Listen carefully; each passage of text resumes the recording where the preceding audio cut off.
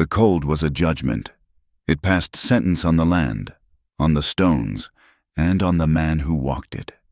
Eli McRae did not like the wind, but he respected it. In the high lonesome of the Wyoming mountains, respect was the only currency that kept a man breathing. The wind was high today, coming down from the north with a sound like a blade being sharpened on the granite peaks. It meant snow. It meant a hard, deep snow that would bury the world for a week. He was checking his north fence line, a ritual that had long since lost its meaning. The fence was strong, built of thick-cut timber and stretched wire, but no cattle were foolish enough to graze this high in late autumn. He kept the fence because it was his. It marked the edge of his land, and the beginning of the wilderness that neither he nor any other man could claim.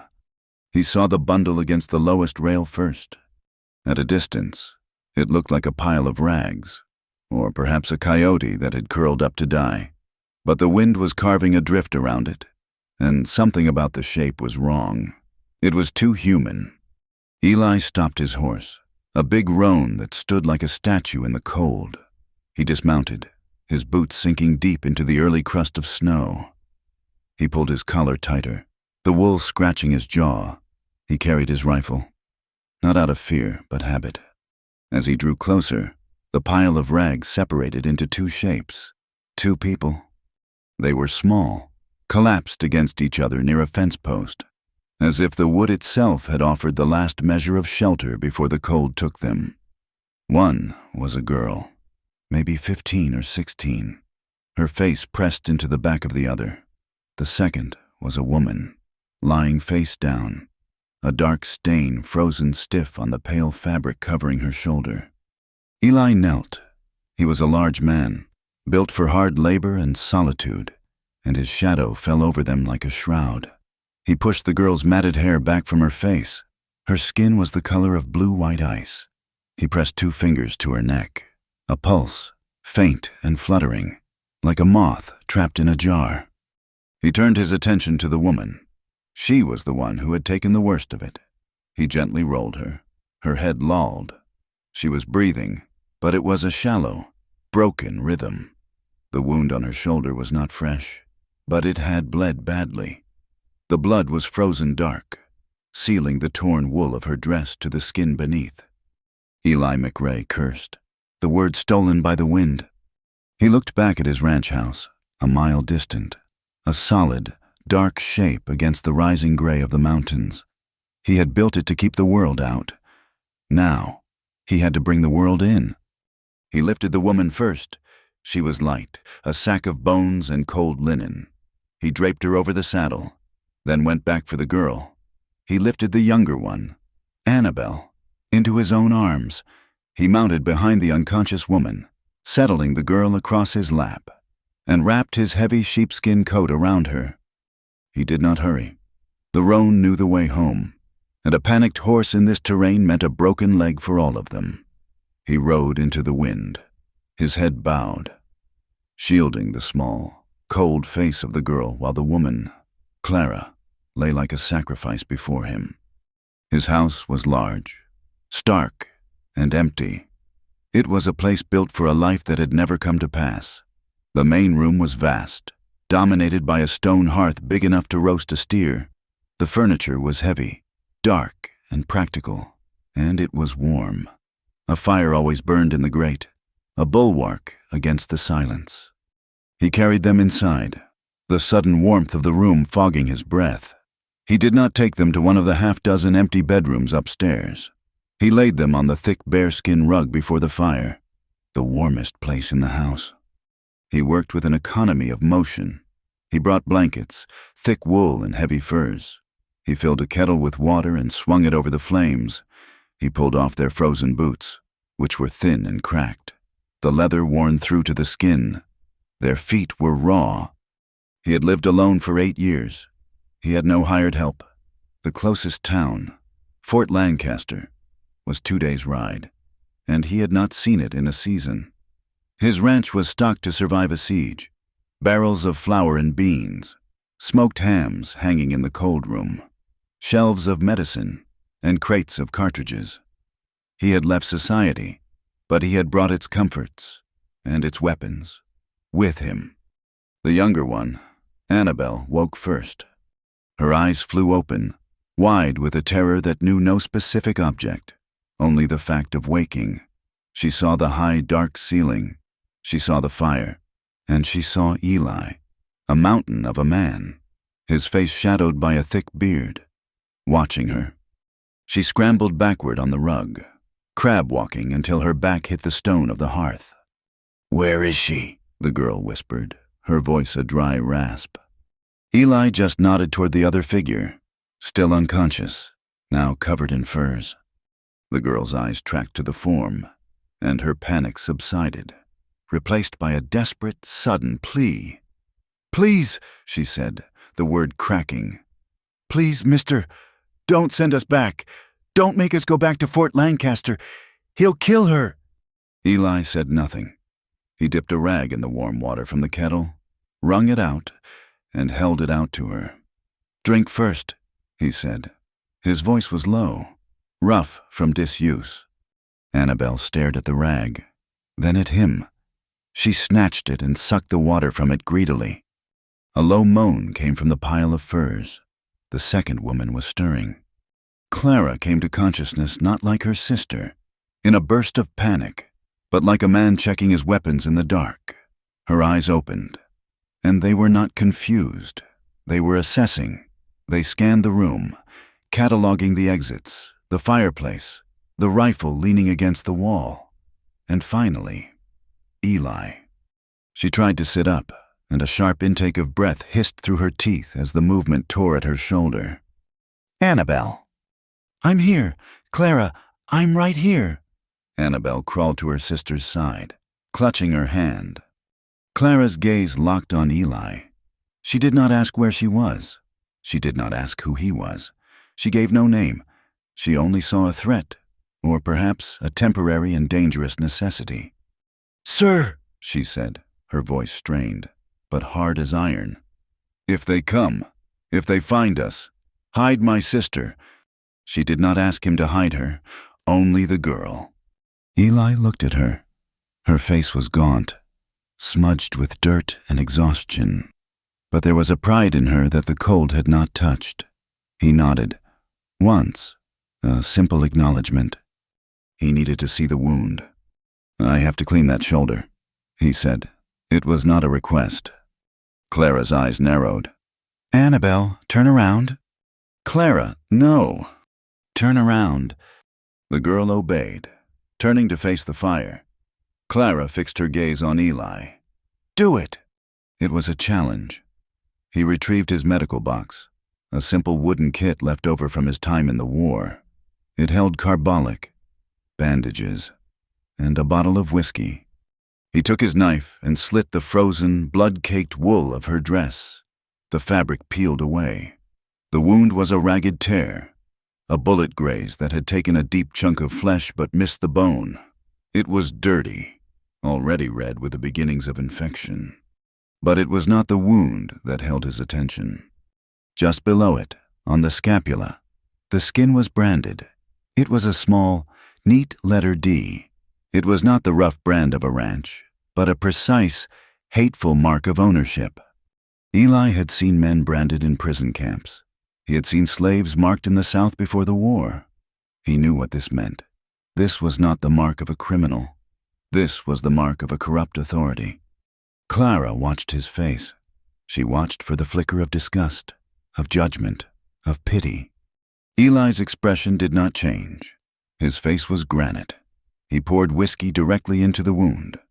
Clara arched off the rug. A silent scream locked in her throat, her knuckles white as she gripped the fur. But she made no sound. Annabelle flinched, but kept her back to them. Eli worked with a deliberate, wordless care. His hands, large and scarred from rope burns and axe handles, were surprisingly steady. He cleaned the wound, packed it with a strong-smelling salve, and bound it tightly with clean linen. Clara had not looked away from him. Her breathing was shallow. He finished the bandage, pulling the fur blanket back up to her chin. He met her cold, defiant stare. "Why?" she whispered, the fight draining out of her, leaving only the exhaustion. Eli did not ask her to explain. He knew what she meant. Why help? Why this gentleness? He stood up, towering over her. "You are cold," he said. He left them by the fire and went to the kitchen. He cut thick slices of bread and bacon and put coffee on to boil. He brought back a plate and a cup of broth for Clara. Annabelle ate like a starving wolf. Clara refused the food, but she drank the broth. Her hands shaking so badly, Annabelle had to hold the cup to her lips. Clara slipped back into unconsciousness, a healing sleep this time, not the frozen sleep of the mountain. Eli sat in his chair across the room, cleaning his rifle. The rhythmic shik-shik of the cleaning rod, the only sound besides the crackle of the fire. Annabelle watched him. The fear had eased, replaced by a wary curiosity. "Who are you?" she asked the shadows. Eli stopped cleaning. "Eli McRae." "Why do you live way out here?" "I like the quiet." A long silence settled between them. Annabelle picked at a loose thread on the blanket. "He said she was his property," she said, so quietly Eli almost didn't hear it. Eli set the rifle down. He looked at the girl. "Pa died last spring," Annabelle continued, talking to the fire. "The railroad took the farm. We had nothing. Clara got work at the saloon in Fort Lancaster, just cleaning and serving drinks. That's all." She looked at Eli, desperate for him to believe it. "She's a good girl. She ain't what they say." "Who says?" Eli asked. "Sheriff Danton. He liked Clara, but she didn't like him. He kept trying. He kept touching her. One night, he cornered her in the pantry. Clara fought back. She broke a bottle over his head." Annabelle shivered, pulling the blanket tighter. "He wasn't angry. He was happy. He laughed. He dragged her out in front of everyone, his head bleeding. He said she had spirit. He said he'd claimed her. He said he'd paid her saloon debt, and that she was his property now. The brand, the letter D, for Danton." "We ran," Annabelle whispered. "We ran that night. He posted bounties, called her a whore and a thief. We've been running for a month. We thought we could lose him in the mountains." Eli's jaw was a hard line. He had seen the violence of war, the structured, acceptable slaughter of men in uniform. This was different.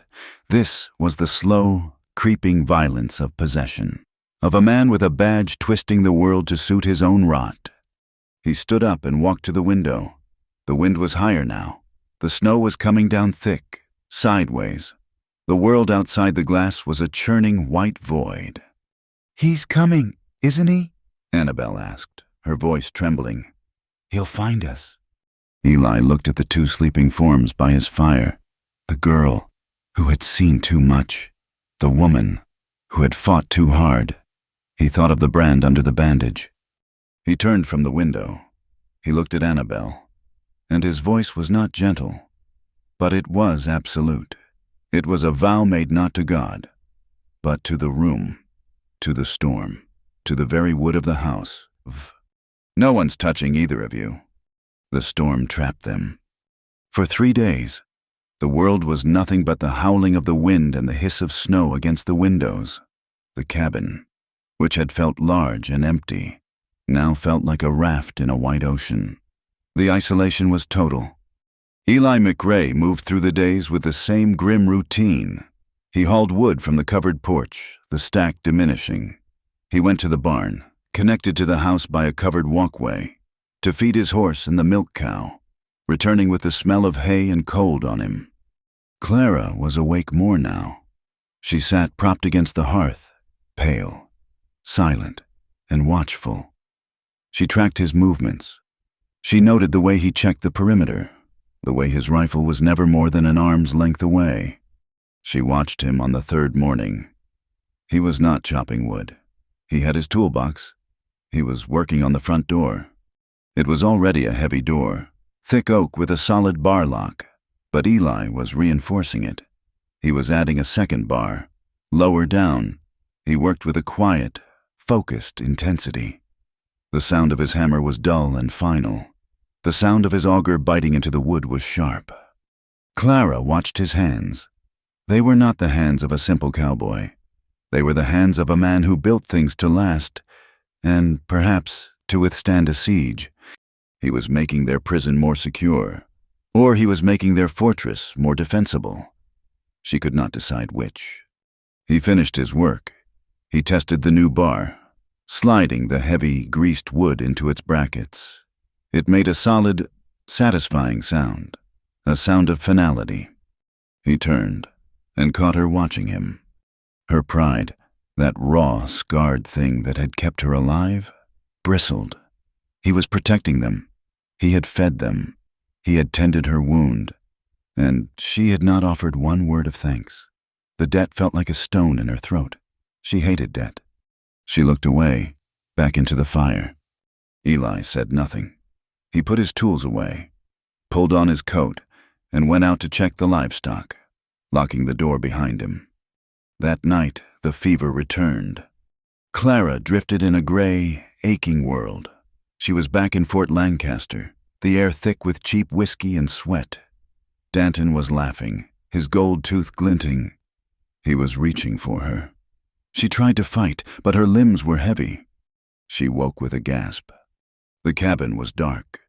The storm had passed, leaving a heavy, crushing silence. The fire was down to a bed of glowing orange embers. Annabelle was a small lump under a blanket near the far wall. Clara was sweating. The fever had broken. She was tucked under a mountain of furs, heavy as earth. She felt a warmth that was not from the blankets, a living warmth. Pressed against her right hand, she turned her head. Eli McRae was asleep in the chair he had pulled beside her cot. His head was slumped onto his chest, his beard rising and falling with his deep, exhausted breaths. He had been sitting vigil, and sometime in the night, in her fevered turning, her hand had sought his. Her fingers were laced with his. His hand was huge, rough, calloused, but it was holding hers loosely, a simple, unconscious anchor in the dark.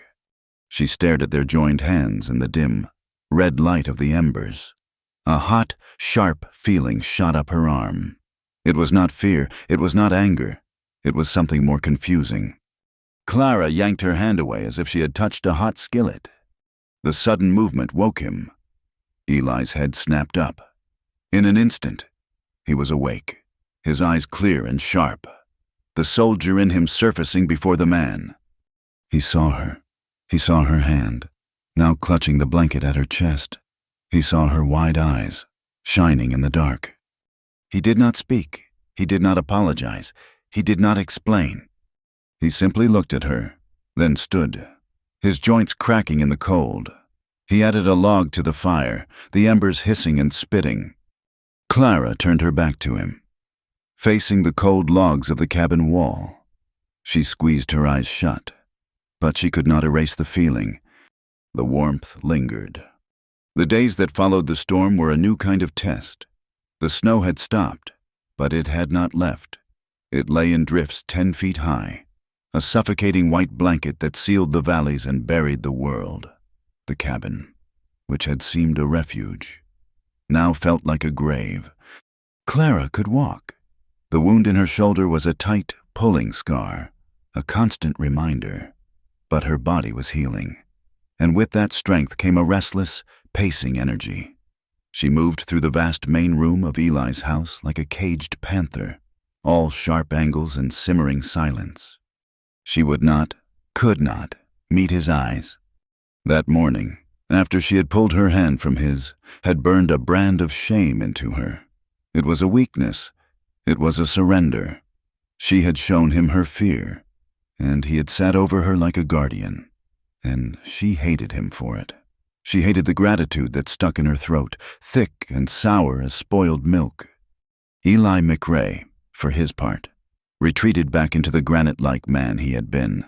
He spoke little. His movements were confined to the necessities of survival in this high, frozen world. But his care was relentless. and it was in its silence that it felt most like an accusation. She would wake, shivering in the pre-dawn cold, to find a fresh stack of oak and pine by the hearth, the bark still carrying the scent of the frozen air. He had brought it in while she slept, a ghost in his own home.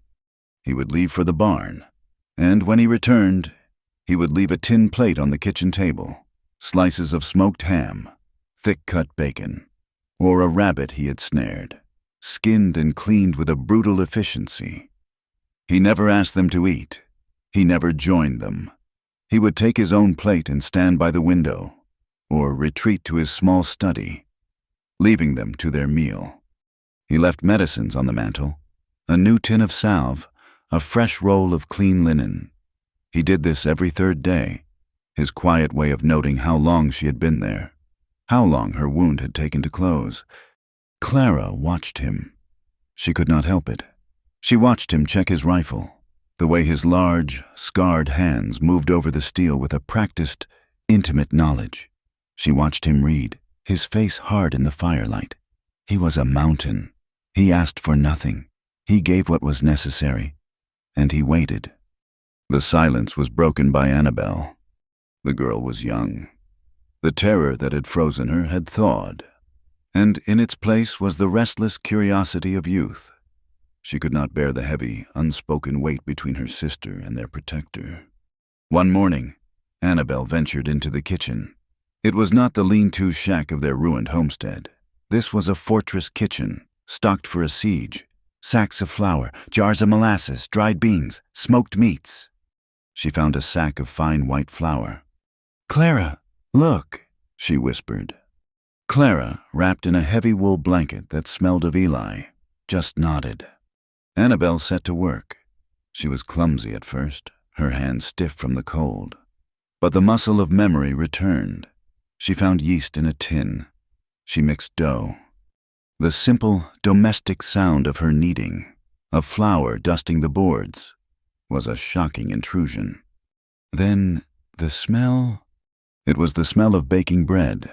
It was warm and yeasty, and it spoke of home, of mornings that were not filled with fear, of a life that was now as distant as the moon. The scent filled the large, smoky room, cutting through the smells of leather, wood smoke, and gun oil.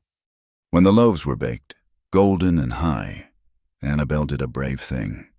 She took the smallest loaf, tore a piece from it, and walked over to where Eli sat mending a thick leather strap. He did not look up, but she knew he was aware of her. "Mr. McRae?" she whispered. He stopped his work. He looked at the steam rising from the bread. Annabelle held it out. Her hand was trembling. "Thank you for the flour." Clara watched from the shadows of the hearth. She willed him to refuse it, to be the cold, hard man she needed him to be. Eli looked at Annabelle's hopeful, terrified face. Then he looked at the bread. He slowly, deliberately, took the offering. He put it in his mouth. He chewed. "It's good bread, Annabelle," he said. His voice was low, and it was the first kind word he had spoken. Annabelle's shoulders, which had been hunched with tension, dropped. A small, weak smile touched her lips. "I can make biscuits, too, if you like." "I like biscuits." From that moment, the girl's trust was given. It was simple and total. She began to follow him, a small shadow to his large one. She helped him feed the roan. She learned to milk the cow. She sat by the fire and asked him questions. Clara watched, and her heart grew hard with a cold, sharp wariness. She saw the way Annabelle looked at him. She saw the simple, childish adoration. Annabelle saw a savior. Clara just saw a man, and she knew what men wanted. They did not give shelter for free. They did not offer protection without expecting a price. This kindness was a trap, a sweeter, warmer cage than Danton's, but a cage all the same. He was winning Annabelle, and Clara, watching her sister laugh for the first time in a month as Eli carved her a small bird from a piece of pine, felt a terrible, biting jealousy. The rest of the story came out. not from Clara, but from Annabelle. In her newfound safety, the girl began to talk. She filled the oppressive silence of the cabin with the awful history of their past few months. One afternoon, while Eli cleaned his rifle and Clara stitched a patch on Annabelle's thin coat, the girl spoke. "He burned it," she said to the fire. Eli's hand stilled on the rifle. "Who burned what?" "Sheriff Danton, our homestead, after Pa died." Clara's needle stopped. Her knuckles were white, gripping the cloth. "He came to the house," Annabelle whispered, her voice taking on the flat, reciting tone of a nightmare relived too many times. He had papers. He said Pa's loan was due. He said the farm was his, but he said he'd forget the debt if Clara was good to him." Eli looked at Clara's back. She was a statue of rigid pride. "She told him no. She had Pa's old shotgun. She told him to get off our land. He just laughed. He said she had spirit." Annabelle shivered, pulling the blanket tighter. "He came back that night, with his deputies. They dragged our beds into the yard. They called her names. They said she was a proud, stuck-up. Well, they said terrible things. And then he lit a torch, and he threw it on the porch. He said if she was going to be a whore, she'd have to work in his saloon, and if she wasn't, she'd have nothing." The crackle of the fire in Eli's hearth was the only sound. "We ran to the preacher. He said Clara must have been worldly, that she must have tempted the sheriff. He told her to be humble and ask forgiveness. We went to the townsfolk. They just shut their doors. They laughed. They were afraid of him. Or they believed him." Annabelle's voice broke. "We had nothing, nowhere. That's when Clara took the job at the saloon, just to serve, just to earn enough to get us away. But he was there every night, watching, waiting, until she fought him." She looked at Eli, her eyes wide with the remembered injustice. "That night, when we were running, Clara made me swear. She said never trust a man, not a single one. She said they all lie, they all take, and they all break what they can't own." Clara stood up so fast the chair scraped on the floor. She threw the mending into the fire. The cloth flared, and she turned and ran up the stairs to the cold loft, slamming the door. Eli watched her go. He looked at the spot where the cloth had burned to ash. He looked at Annabelle, who was now crying silently. Then he went back to cleaning his rifle, his movements slower, harder, more deliberate than before. The isolation was a physical presence. The world outside was an enemy. The wind howled for days, a mourning sound that scraped at the glass. The creeks were frozen solid. The trees were skeletons draped in white. Inside, the three of them formed a strange, fragile triangle of reliance. Eli provided the shelter, the food, the armed and silent protection. Annabelle provided the small, necessary sounds of life. Her questions, her work in the kitchen, her mending. And Clara provided the tension. She was the reminder of the outside world, the reason the door was barred, the reason the rifle was always loaded. The atmosphere was thick, charged with unspoken things. One evening, deep in the second week of their confinement, Clara came downstairs for a drink of water. The cabin was dark. The fire burned down to a bed of red coals. Annabelle was asleep on her cot. Clara expected Eli to be in his own room, but he was there, in his chair by the fire. Not sleeping. He was reading. The red glow of the embers illuminated his hard face and the book in his hands. It was a heavy, leather-bound book, its cover worn smooth. A Bible? Clara stopped. It was the last thing she expected. This man, who was so self-reliant, who seemed to trust nothing but his own strength and the land, did not seem the type for scripture. He looked up. He did not seem startled or ashamed. He just watched her. "You're a man of God?" she asked. Her voice was rough, skeptical. Eli's mouth quirked in a smile that held no humor. "No, I don't believe in much anymore. The war taught me that God doesn't pick sides, and he doesn't stop bullets." Then why? She gestured to the book. He ran a large thumb over the cracked spine. It was my mother's. She kept the family records in it. He turned the book, opening it to the pages in the middle. They were thick, stiff pages, with lines for births and deaths and marriages. Most were filled with a spidery, faded script. He pointed a finger at a name written in a clearer, stronger hand. Eli McRae, born April 10th, 1840.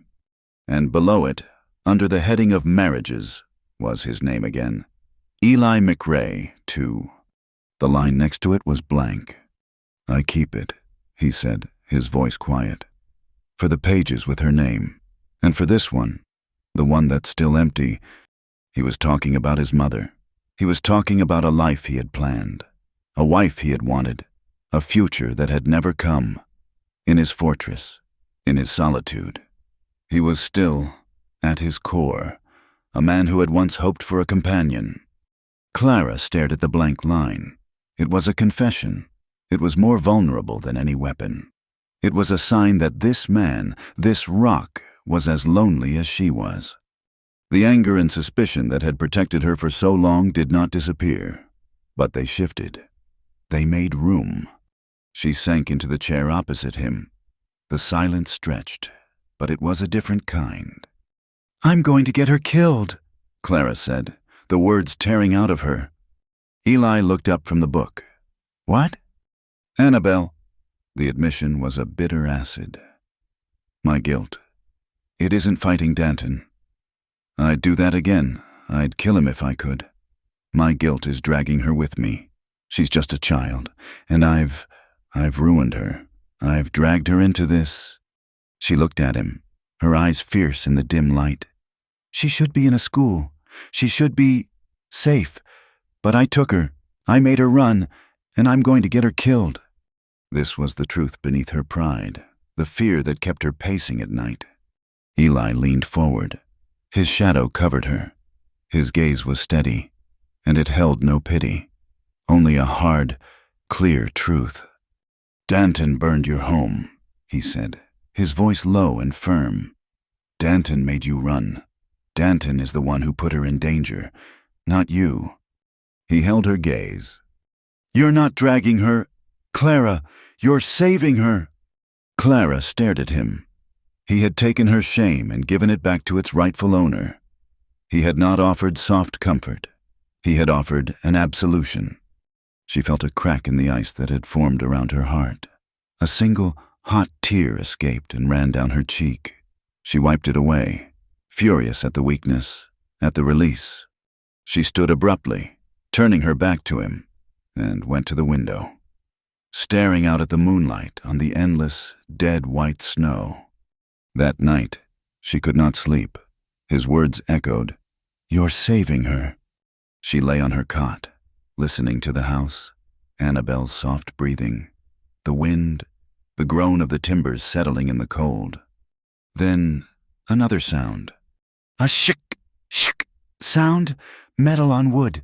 It was coming from outside, from the front porch. Fear, cold and sharp, shot through her. They were here. Danton.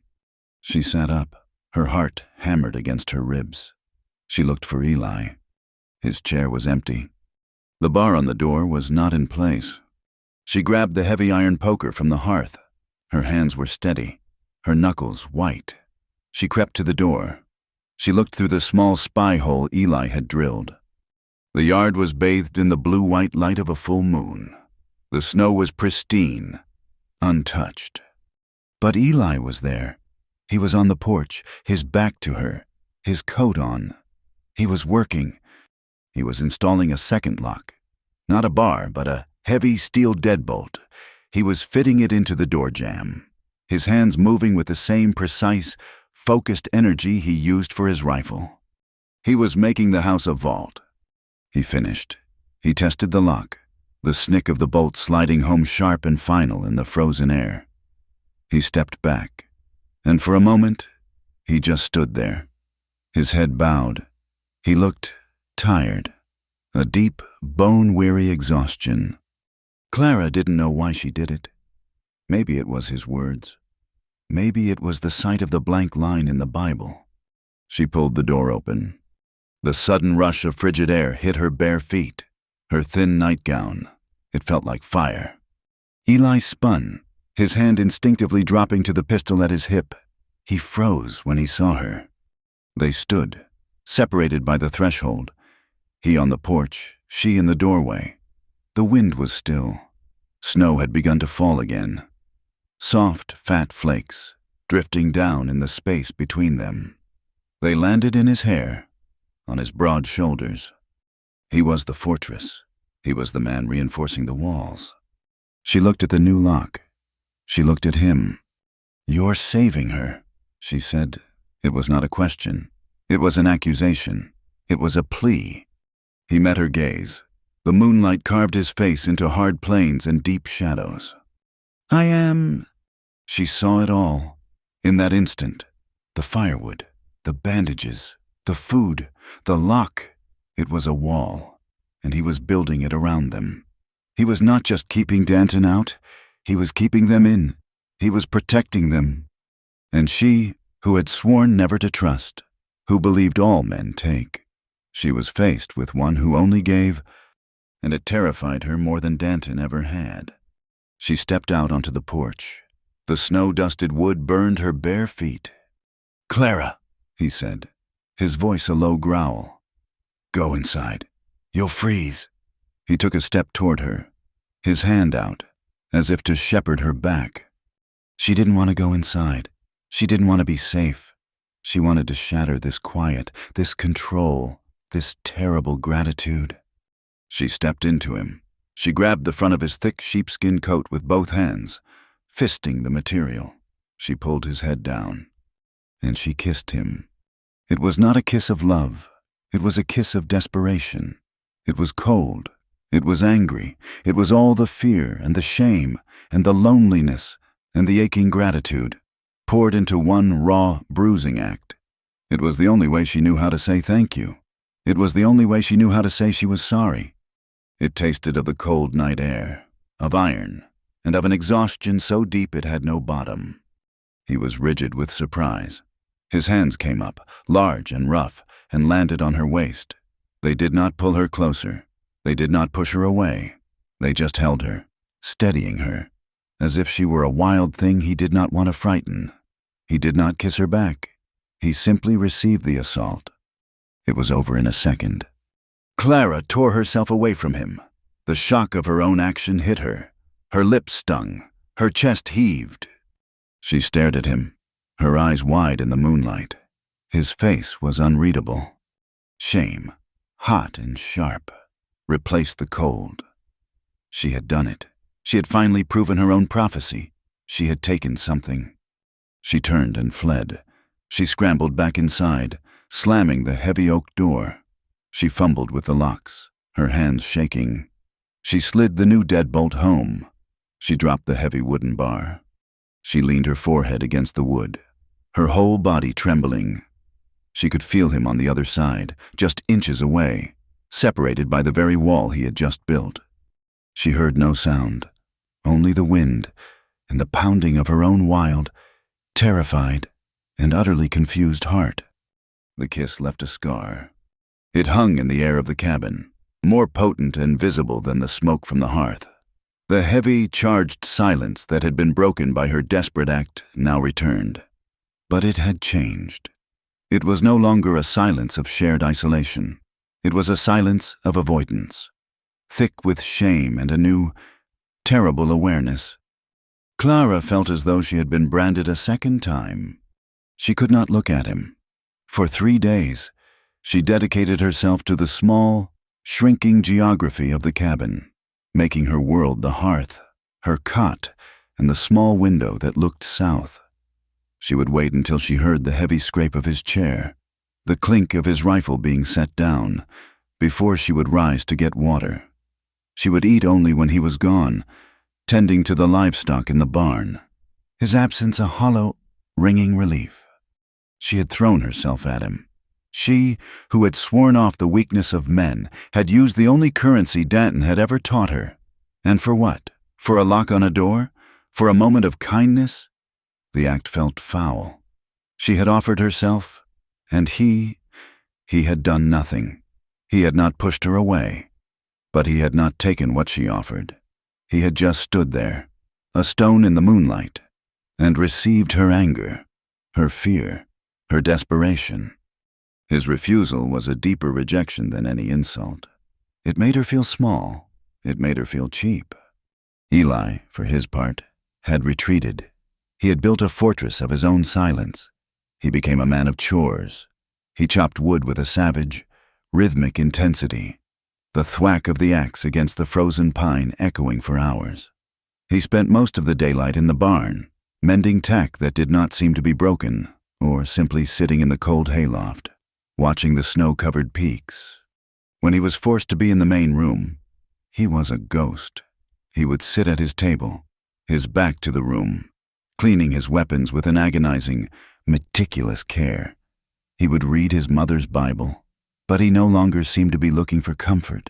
He seemed to be looking for an argument. The tension was a physical thing. It was a third person in the room, a guest who had overstayed its welcome and was now beginning to rot.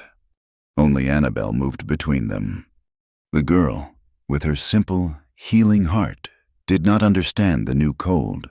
She had seen the fortress, but now she felt the siege. The bread she baked went uneaten by Eli until it was cold. The stories she told by the fire were met with a stiff nod from Clara and a grunt from their host. Annabelle grew quiet. Too, her small, hopeful light was being dimmed by the heavy, adult weather in the cabin. She watched them both, her eyes wide and troubled. She saw her sister, who was all sharp edges and flint, and she saw the large, quiet man, who had become a mountain of grim duty.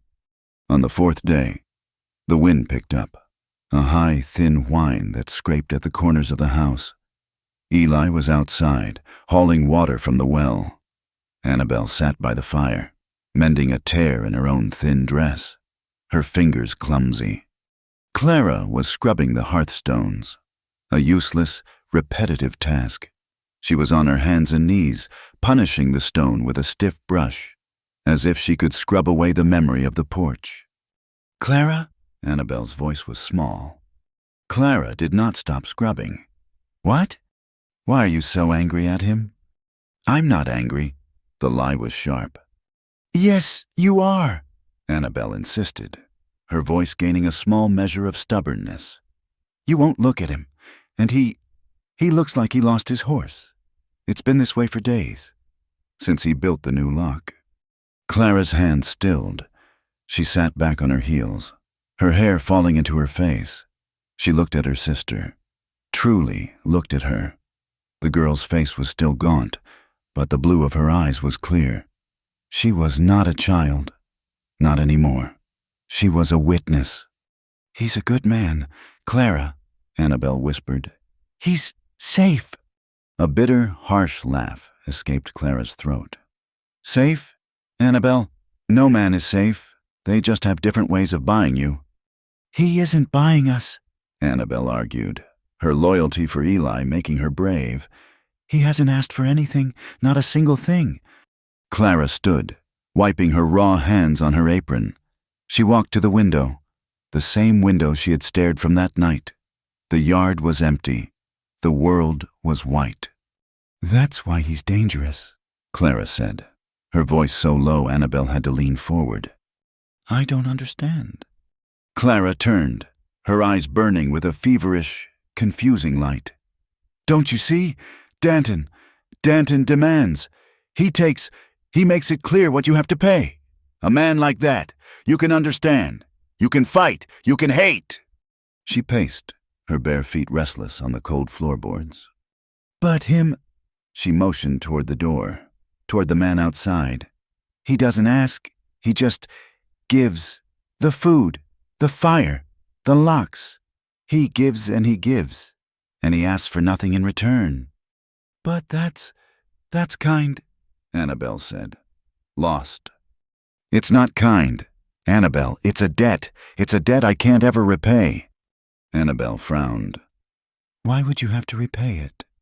Clara threw her hands up, her frustration spilling over. She grabbed her sister's shoulders, her grip tight. "Annabelle, why are you afraid of him?" Clara's grip loosened. Her hands dropped. She turned away, ashamed. The question was a simple, clean blade. "Because," Clara whispered to the glass, the words torn from a place she had not known existed. "Because he doesn't ask for anything, and that makes me want to give him everything." She pressed her forehead to the cold window. It was the truth. His quiet strength, his silent protection, his refusal to take what she had so desperately, shamefully offered. It was disarming her. It was tearing down the walls of hate and fear she had built to survive. And she did not know who she would be without them. The sound came 2 days later. It was mid-afternoon. The sun was a weak, watery eye in the gray sky. Eli was in his study, a small, cold room off the main hall, going over his accounts. It was a ritual he performed to remind himself of a world that ran on numbers, not just survival. Clara was kneading dough. Annabelle, encouraged by the small truce, was teaching her sister how she had made the bread. It was a fragile, normal moment. Then, from the ridge to the west, a sound, a horse. Not one, several. Eli was out of the chair before the sound had fully registered.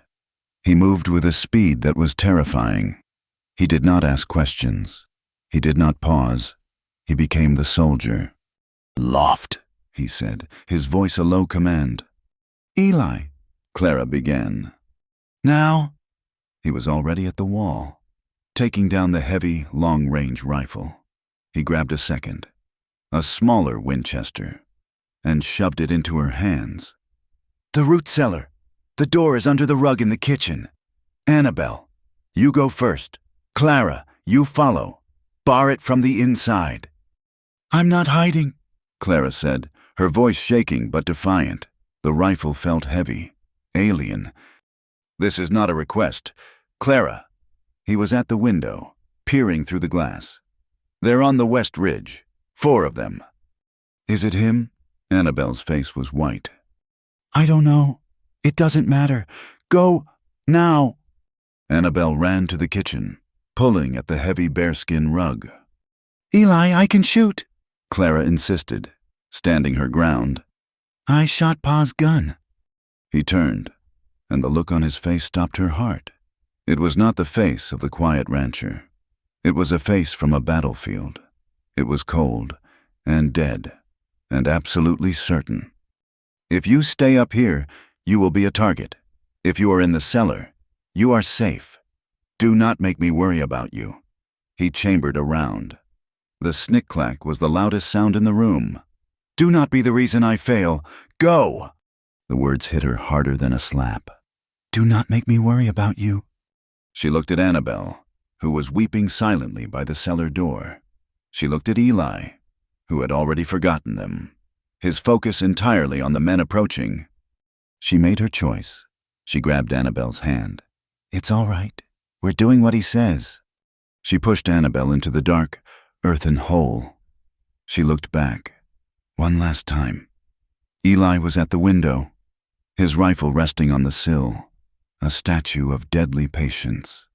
Clara pulled the heavy trapdoor shut, the world disappearing into darkness, and the smell of potatoes and damp earth.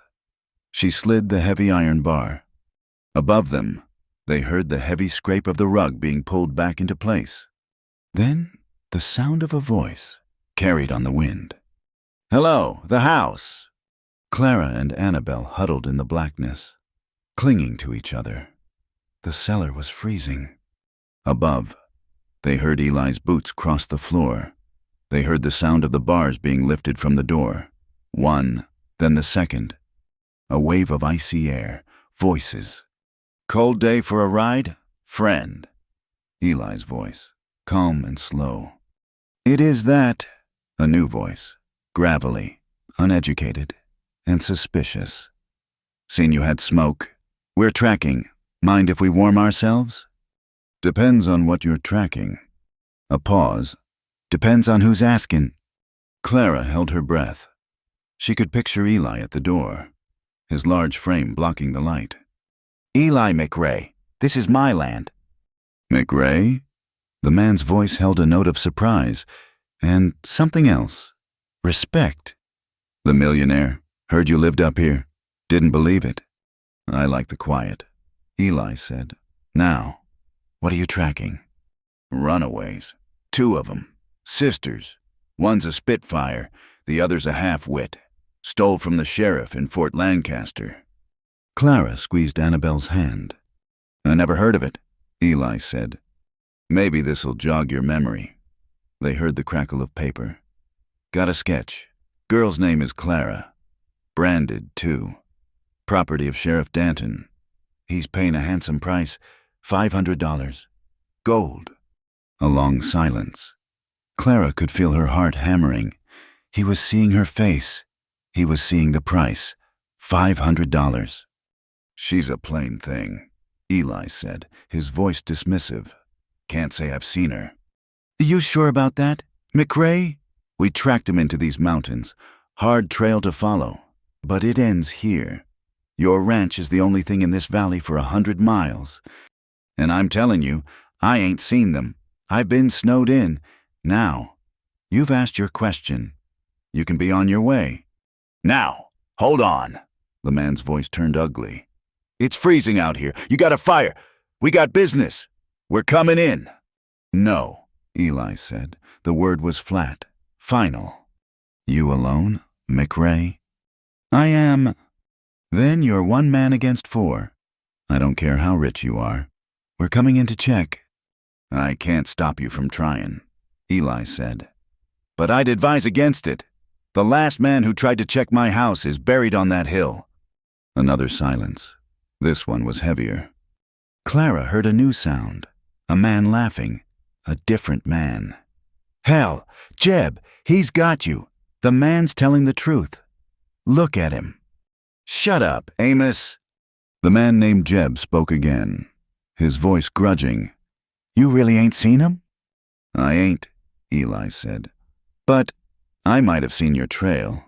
You said you tracked them here. That's right. You cut their sign 2 miles back at the creek? Yeah, how'd you know? I saw it. 2 sets of tracks, small boots. But they weren't heading this way. They were heading north, toward the pass. North? Jeb said. That's Canadian territory. That's madness. They'll freeze. Not my business, Eli said. They look desperate.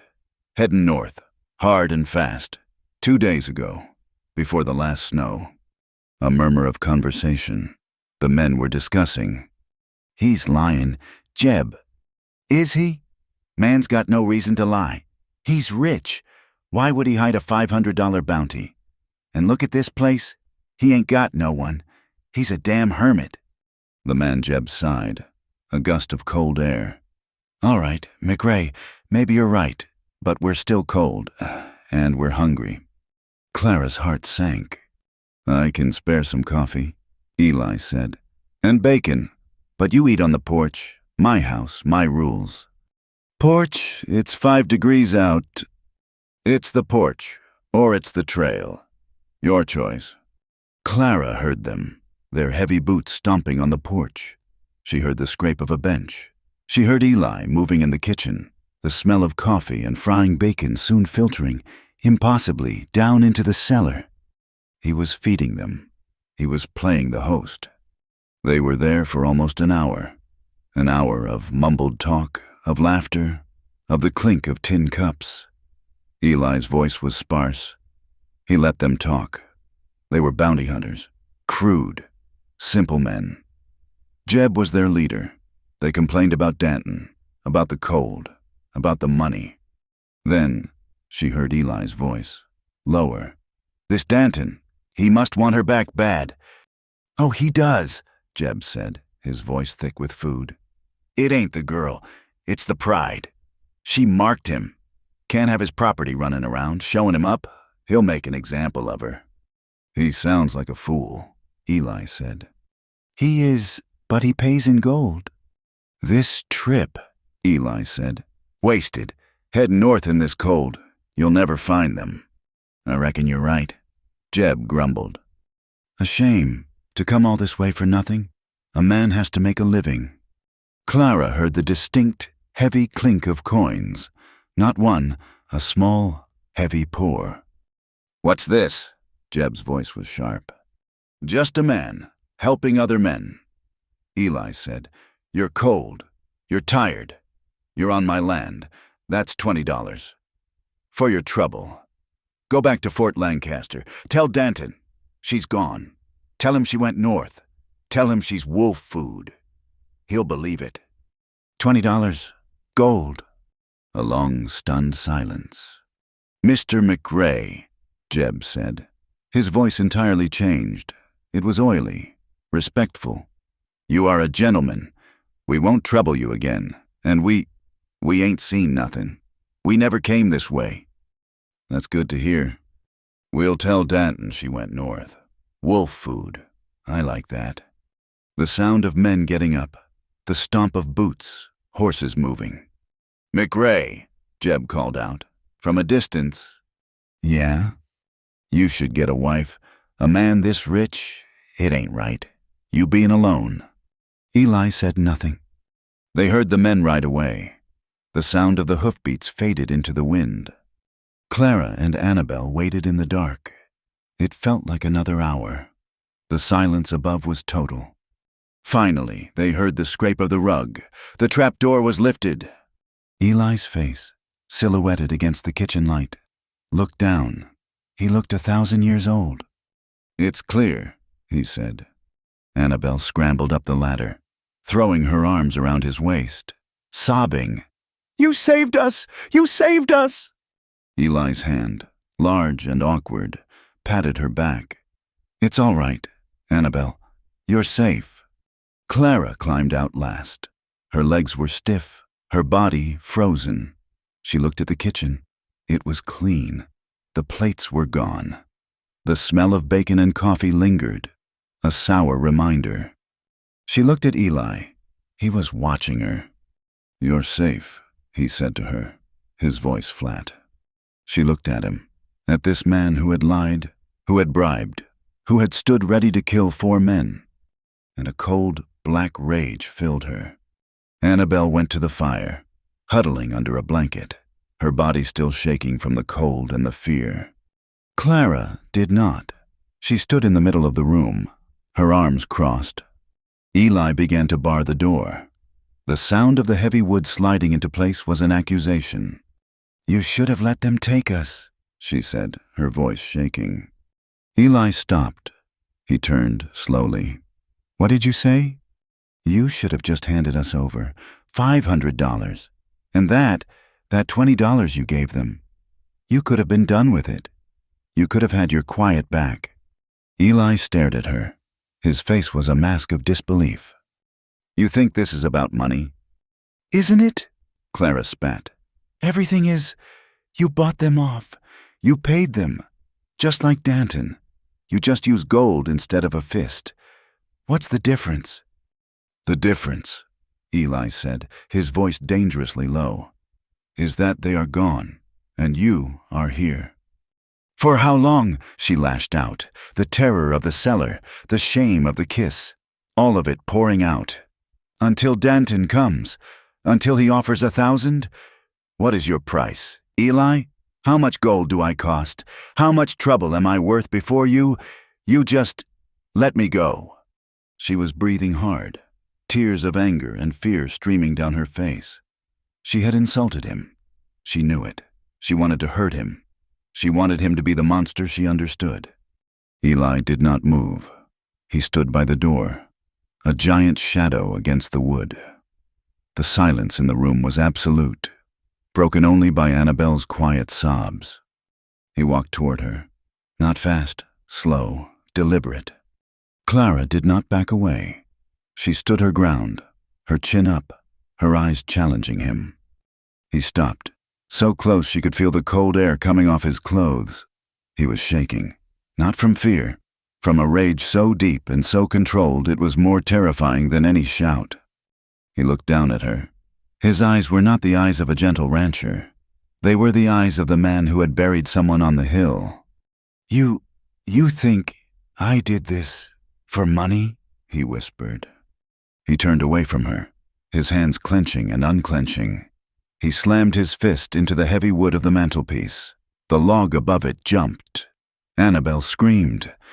"I have killed men, Clara," he said, his voice a low growl. His back to her. "I have killed men in the war, for a flag I didn't believe in. I have killed men since, for nothing more than cattle, for this land, for a patch of dirt." He turned, and his face was a ruin. The granite had broken. There was a raw, agonizing pain in his eyes. "Do not insult me," he said, his voice breaking. "Do not ever insult me by thinking I wouldn't kill for you." The words hung in the air.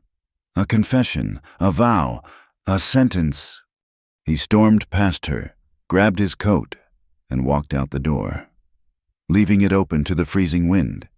He did not bar it. He did not lock it. He just left. Clara stood, stunned, as the snow began to blow into the house. That night, the house was a tomb. Eli had returned after an hour, his face frozen, his anger burned away, leaving only a cold, stark emptiness. He had barred the door without a word and retreated to his room. Clara and Annabelle had eaten in silence. Annabelle, exhausted, fell asleep by the fire. Clara did not sleep. "Don't insult me by thinking I wouldn't kill for you." The words played over and over and over. It was not a boast. It was the simple, terrible truth. He had been ready to fight 4 men. He had bought them off not because he was afraid, but because he was civilized. But he had been ready for her. Her, a woman branded as property, a runaway, a saloon girl. Her anger was gone. In its place was a vast, terrifying, and profound confusion. She had spent her life learning one set of rules, that men take, that kindness is a lie, that trust is a fool's game. Eli McRae had just burned the damn rule book. She had to know. She had to understand. She could not live in this house, under his protection, with that question hanging in the air. She stood. Annabelle was breathing deeply. Safe. Clara walked to his room. The door was closed. She had never been to this part of the house. It was his space. She did not knock. She was done with proprieties. She opened the door. He was sitting on the edge of his bed, in the dark. The moonlight from his window was the only light. He was in his undershirt, his boots off. He had not been sleeping. He was just sitting, waiting. He looked up as she entered. He showed no surprise. "You should go to bed," he said. His voice was gravel. "No," she said. She closed the door, shutting them in the darkness together. "I am not going anywhere until you tell me." "Tell you what?" "Why?" She walked to the center of the room. She was not afraid of him. Not like this. "You're a rich man. You said it yourself. You have all this. You have your quiet. You left the world. And then we fell on your fence line. And you brought us in." She was pacing now, the words tumbling out. "Why? Why not just let us freeze? Why not let the wolves have us? Why not take the $500? It would have been easy. It would have been smart. Why are you doing this?" He stopped.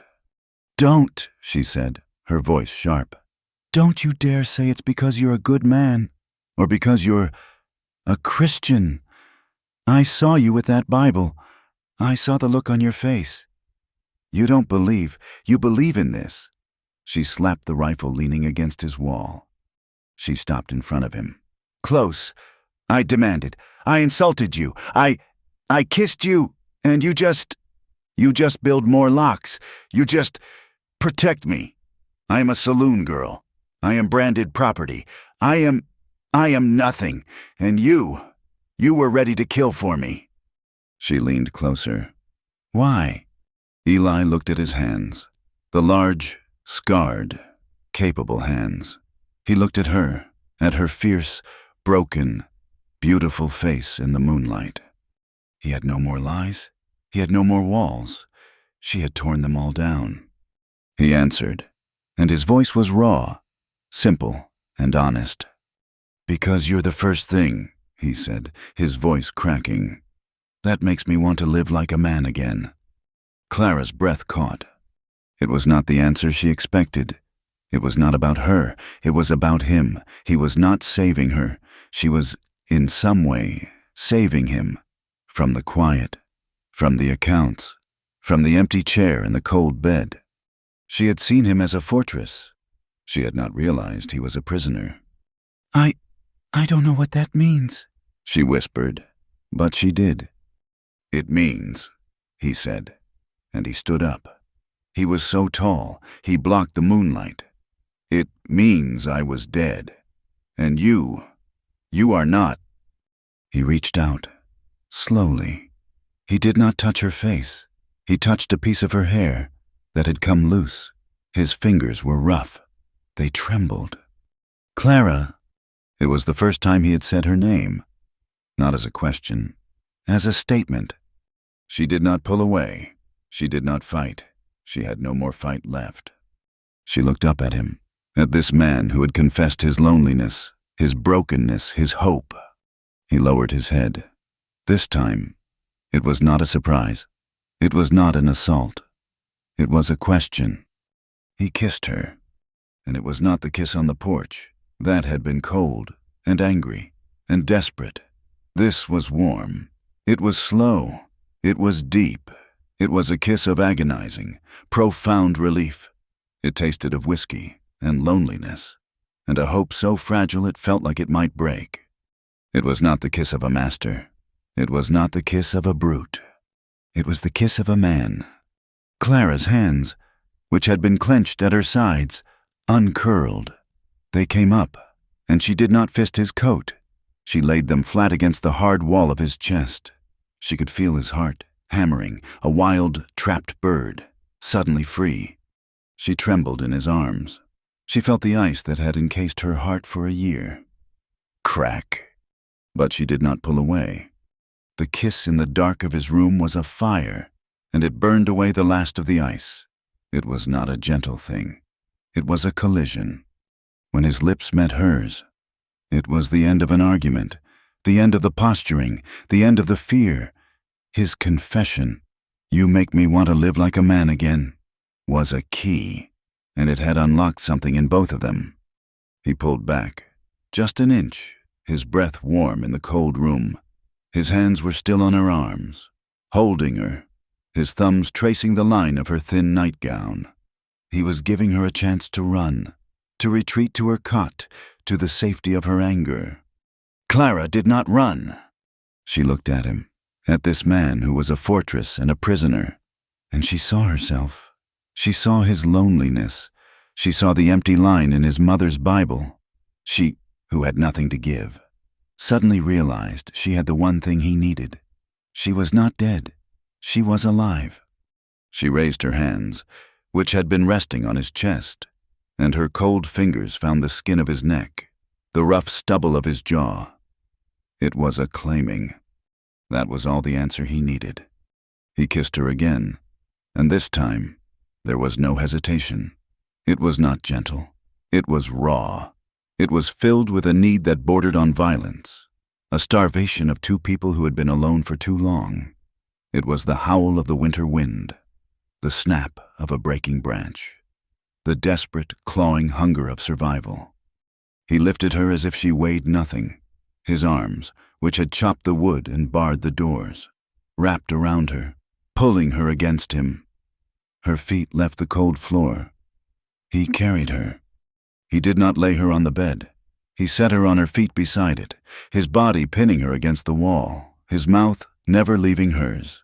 It was a kiss of plunder, of desperation. She met his hunger with her own. She was not a victim. She was not a prize. She was a participant. She fisted her hands in his hair, pulling him closer, anchoring him. There was no courtship in it.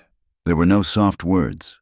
It was a release, It was the shedding of 2 lifetimes of pain, of solitude, of duty, and of shame. His hands were rough against her skin, finding the hem of her nightgown. He was not asking. He was not taking.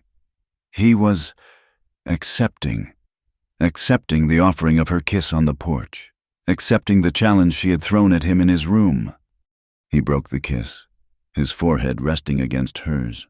His breathing was a ragged tear in the silence. "Clara," he said, the word a prayer, a curse. She did not answer. She just held on, her knuckles white. This was the price. This was the debt. But it was not being paid to him. It was being paid with him. It was a shared cost. He lifted her, and this time, he laid her on the narrow cot. The ropes groaned. The thin mattress smelled of him, of leather and pine and cold air. The moonlight streamed through the window, painting a silver bar across them. He did not coddle her. He did not romance her. He met her, body and soul, with all the pent-up loneliness of his 8 years, and all the desperate, hunted fear of her last 3 months. It was a firestorm. It was raw, and it was necessary, and it was, in its own brutal way, the first honest thing that had happened to either of them. Afterward, the silence that fell was not the silence of avoidance. It was the silence of exhaustion, of completion. The room was freezing, but they were not. Clara lay on her side, her back to him, her body coiled tight, waiting for the shame. It was always the shame that came next. After Danton's touch, after the townsfolk's laughter, after her own desperate act on the porch, she waited. But the shame did not come. She felt the mattress shift, his weight. He moved, not away from her, but toward her. His large, heavy arm came over her, pulling her back against the solid wall of his chest. His hand, so large it covered her entire stomach, rested on her waist. He did not grope. He did not demand more. He just held her. He tucked the rough wool blanket around her bare shoulders. He pulled her deeper into his warmth, his chin resting on the top of her head. They lay there for a long time, the only sound the high, thin cry of the wind outside the glass. He had not spoken. He just breathed. His heart, which she could feel beating against her back, was slow and steady and strong.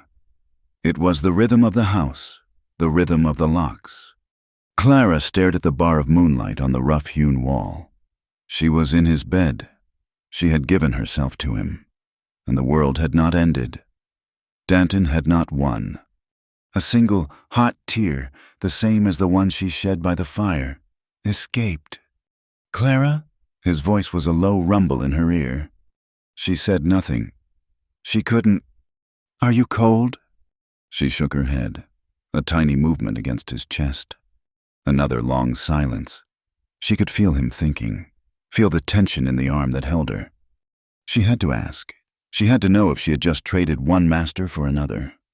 "Am I?" she whispered, her voice a dry rasp. "In your eyes, Eli, am I ruined?" The word hung in the cold air. Ruined. The brand on her shoulder. The saloon. The whispers. The bounty. And now this. His arm tightened. It was not a possessive grip. It was an anchor. He was silent for so long she thought he would not answer. She thought he was agreeing. "I fought at Shiloh," he said, his voice quiet but clear. "I was a boy.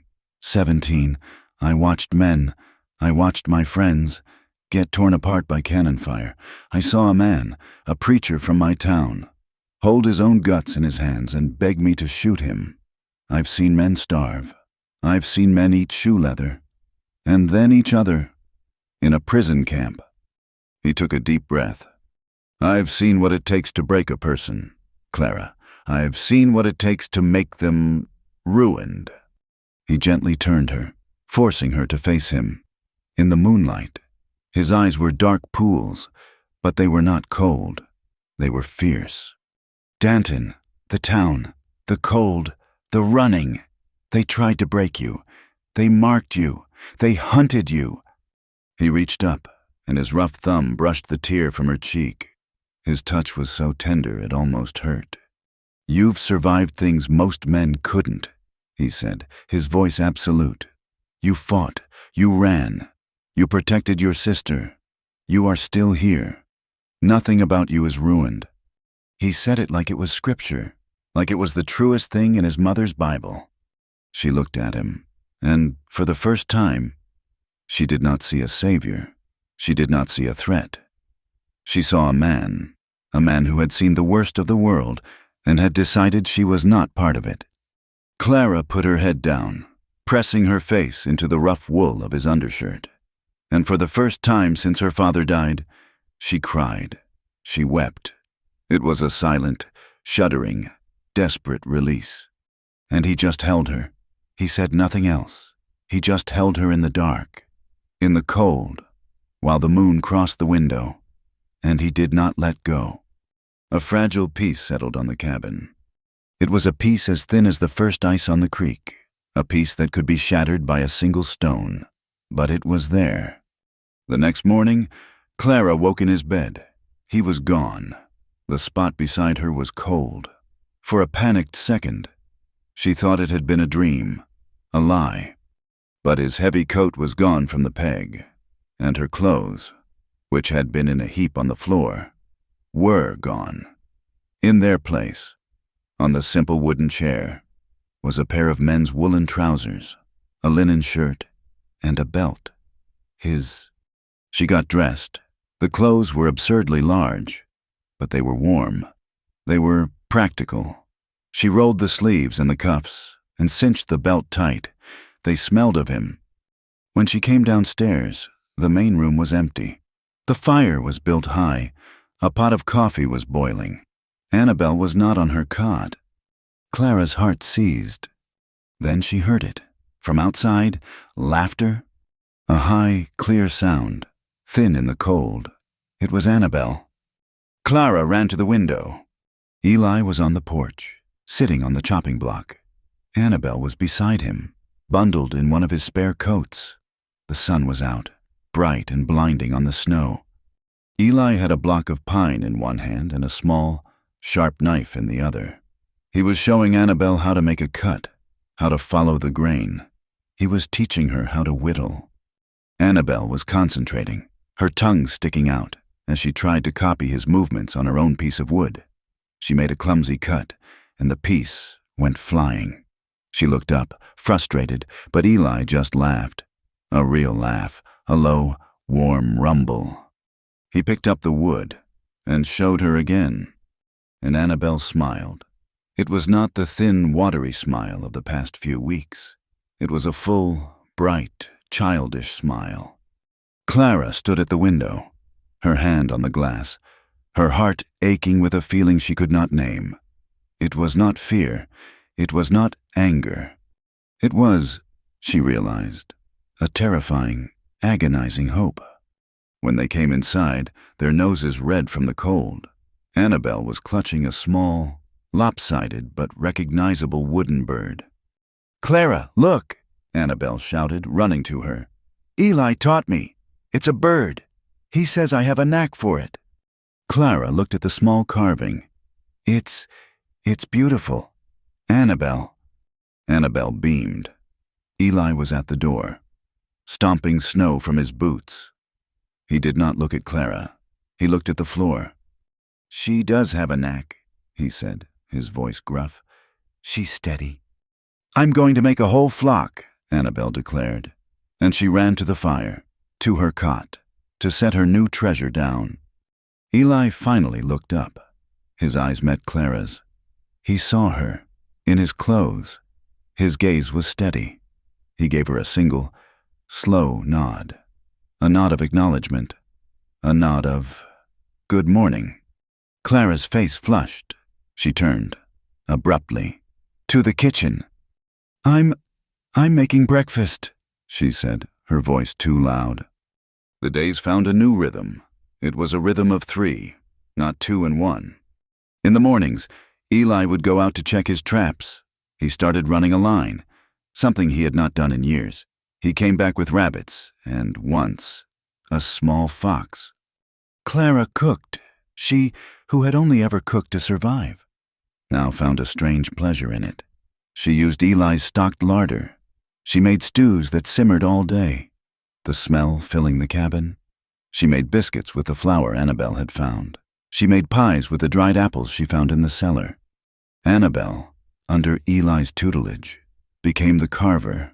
She sat by the fire, her small knife and a block of wood her constant companions.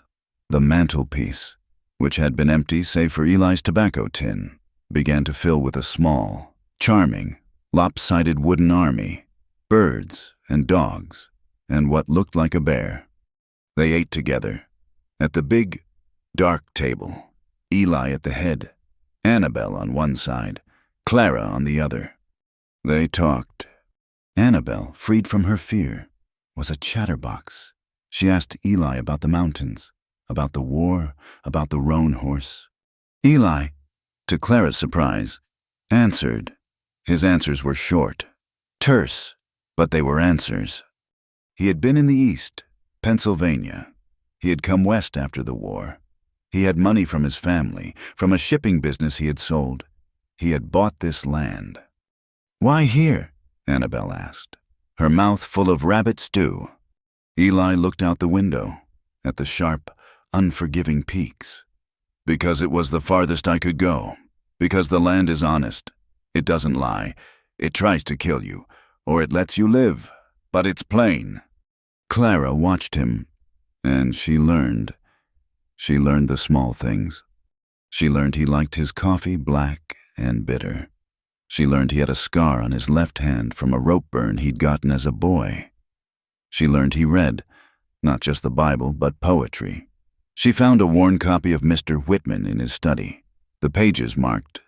She learned that he slept lightly, like a soldier, waking at the smallest sound. She slept in his room now. It was not spoken of. It was not discussed. After Annabelle went to sleep by the fire, Clara would simply stand and walk to his room, and he would follow. An hour later, after checking the locks and his rifle, their nights were quiet. Sometimes they would come together again in that same desperate, raw way. But more often, they would just lie in the dark. He would hold her, and sometimes she would talk. She told him about her father, about his farm, about her mother, who had died of fever. She told him about her shame. Danton, he called me a whore in front of the whole town," she whispered into the darkness of his chest. "One night. And they believed him?" "It doesn't matter what they believe," Eli's voice rumbled. "It matters what is true. You are not that." The cabin, once a fortress, a prison, it began to feel like a home. The three of them, a shattered, strange, and mismatched set, they began to feel like a family. And that is what terrified Clara. Peace was a luxury. It was a thing for people who were not hunted. It was a thing for people who were not branded. She found herself wanting it. She found herself happy. She would watch Eli. He would be sitting with Annabelle, his large, rough hand guiding her smaller one over a piece of wood. And his face, which she had first seen as granite, would be soft. She would feel a tightness in her chest, a desire, a want. She wanted this man. She wanted this peace. She wanted this life. And that was the most dangerous thing in the world. Because Danton was still out there. Jeb, the bounty hunter, had been bought. But Danton was not a man who could be bought. He was a man who took. He would not be satisfied with a story about wolves. When the spring thaw came, he would come. He would come for his property. And he would find her here, with Eli. He would not come alone. He would come with his deputies. He would come with the law, his law, on his side. And Eli, who had said he would kill for her. He would fight, and he would die. He would die for her, He would die for a branded saloon girl. He would lose his ranch, his quiet, his life. For her. The thought was a knife. It cut her, deeper than Danton's brand. She had survived by being hard, by being selfish, by protecting herself and Annabelle. And now, this peace, this man, they were making her soft. They were making her weak. Love was not a shield. It was a target. She had to leave. She made the choice on a clear, cold afternoon. Eli had taken Annabelle to check the traps. Clara was alone. She found his pen, his ink, a piece of his good paper, from his account book. Her hand was shaking. She did not know what to write. How do you say goodbye to the man who had shown you what it meant to live? She dipped the pen. Eli. She stopped. Her hand was cramping. I am leaving. Do not follow me. You saved us. You gave us shelter. You gave Annabelle her smile back. I cannot repay you for that. This is the only way I can. Danton will come. When the snow melts, he will come. I know he will. He will not believe the story about the wolves. He will come, and he will find me here. And you will fight, and you will die. For me, I will not be the reason for that. I will not be the one to take your quiet from you. I have chosen you, too. I choose to let you live. I am taking Annabelle. We will go north. We will take our chances. You gave me that strength. Do not think less of me. Do not come after me. Be well. Live your life. Clara. She did not cry. Her eyes were dry. It was a cold, hard, necessary thing, like setting a broken bone. She folded the note. She would take it with her. She would leave it on his pillow, the pillow she had shared. In the morning, she began to pack. It was a pathetic collection. Her own torn dress, now mended. The other pair of socks Eli had given her. She found a small leather pouch. She emptied it. She took a handful of coins from a jar in his study. Enough for a train, if they could reach one. She was not stealing. She was requisitioning for survival. She would take one of the rifles, the smaller one. She would take a blanket. She would leave before dawn. She hid the letter and the small bundle under her old cot, the one by the fire. When Eli and Annabelle returned, their faces bright with the cold, their arms full of rabbits, she smiled. It was the hardest thing she had ever done. Stew, she said, her voice bright, brittle. We'll have stew tonight. She played the part. She cooked. She laughed at Annabelle's stories. She sat at the table. She watched Eli. She memorized his face, the lines around his eyes, the way he looked at her, a quiet, possessive, and gentle look that made her want to weep. After Annabelle was asleep, Clara stood. It was time. She walked to his room. He was there, at his desk, cleaning his pistol. You're quiet tonight, he said, not looking up. Just tired, she said. She sat on the bed, his bed. He looked at her. Clara, what is it? He knew. He could read her, the way he read the land. Nothing, she lied. Just cold. He stood. He came to her. He knelt before her, on the cold floor. He took her hands. They were ice. You are a terrible liar, he said, his voice gentle. I'm not lying. Yes, you are. Your eyes, they're 1,000 miles away. They're the same way they were when I found you at the fence line. You're running. What is it? It's nothing. Eli, please. He held her gaze. He knew she was lying, and he let it go. He was a patient man. He kissed her, a soft, chaste kiss on her cold hands. Go to sleep. I'll be in. I just have to check the locks. She nodded. He left the room. Clara sat, her heart a stone. He was checking the locks he built for her. He was gone longer than usual. She heard his footsteps, but they did not go to the front door. They went to the kitchen. They stopped. She heard the scrape of the bearskin rug on the floor. He was checking the cellar. No, he was not. He was standing, just standing. Then his footsteps, coming back, slow, heavy. He had not gone to the kitchen. He had gone to her old cot. He had seen the edge of the blanket, the corner of her pathetic bundle. The door to his room opened. He stood there. He was not holding his pistol. He was holding her letter. He had not read it. It was still folded, but he knew what it was. "Clara," he said, and his voice was not angry. It was not hurt. It was dead. It was the voice of the man she had first met, the voice of the hermit. "What is this?" he asked, holding it up. "Eli, I can explain." "Can you?" He walked into the room. He did not come to her. He went to the lamp, and he lit it. The sudden, oily yellow light filled the room, chasing away the soft moonlight. He unfolded the note. His back was to her. She watched his broad shoulders as he read. She watched his hand, the one holding the paper, begin to tremble. He read it. He read it again. He turned. His face was the granite she remembered, but it was a granite that had been struck by lightning. It was cracked. You were just going to leave?" he asked, his voice a whisper. "Eli, you don't understand." "No," he said, his voice rising. "I think I do. I think you don't understand. I read your words.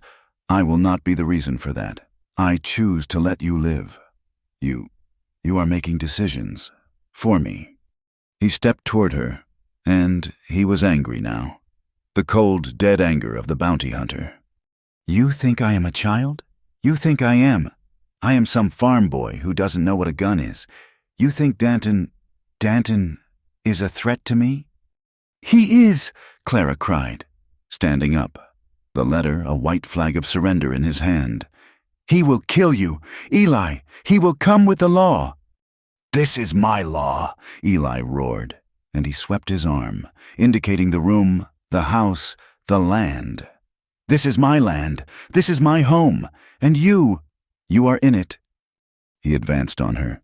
"You don't get to make decisions for me, Clara. You don't get to decide my life. I did not survive a war. I did not build this place from nothing, just to have a woman walk out and decide my fate." He was in front of her now, his shadow covering her. "I have chosen you," he said, his voice low, intense. "From the moment I saw you at that fence line, from the moment you looked at me with those eyes, I chose to bring you in. I chose to fight those men. I chose you." He grabbed her arms, his grip hard, but not painful. "Let me keep choosing you." Clara broke, the strength that had held her, the cold, hard resolve. It shattered. "You can't," she wept, her fists hitting his chest, a weak, pathetic gesture. "You can't choose me. You can't. Don't you understand? I am property. I am branded. Men like Danton, they make the rules. They write the laws. You can't just choose me. He owns me." "No," Eli said. He held her, stilling her fists. She looked up at him, her face a ruin of tears, her heart broken. "He does, Eli. He makes the rules." Eli looked down at her. The anger was gone. In its place was a cold, hard, and terrible resolve. It was the face of the man who had buried someone on the hill. It was the face of the man who had looked at the blank line in his mother's Bible. "Then we burn the damn rules."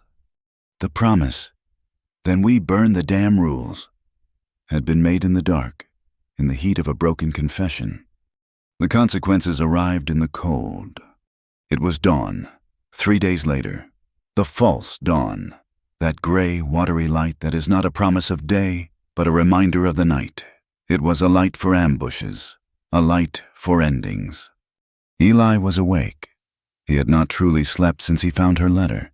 He had lain beside her, his body a rigid wall, listening. Not for her, but for the world outside. He had been a soldier again. On picket, waiting for the first shot. Clara was asleep, a deep, exhausted sleep, her hand clutching his undershirt. The sound was not a sound. It was a vibration. He felt it through the cabin's logs before he heard it. The dull, rhythmic thud of shod horses on frozen earth. 1 horse was a traveler. 5 was an army. Eli was out of the bed in a single, fluid motion. He did not wake Clara. He did not have to. His movement was so sudden, so violent. She woke with a gasp, her hand grabbing for a man who was already gone. "What is it?" she whispered, her voice thick with sleep. "They're here." The 2 words hung in the air, cold and final. He was already pulling on his trousers, his boots. He did not bother with a shirt. "Annabelle," he said, his voice a low command as he crossed the main room. He did not shout. He went to her cot and placed a hand on her shoulder. Annabelle, who had been sleeping the sound, childish sleep of the safe, woke instantly. "Loft," Eli said. He did not need to say more. He had been preparing them for this, ever since the bounty hunter, ever since her letter. He had run them through it. Annabelle did not cry. She did not ask questions. She nodded, her face pale, her pigtails undone. She scrambled from her cot, but she did not go to the loft ladder. She went to the wall where Eli's rifles were kept.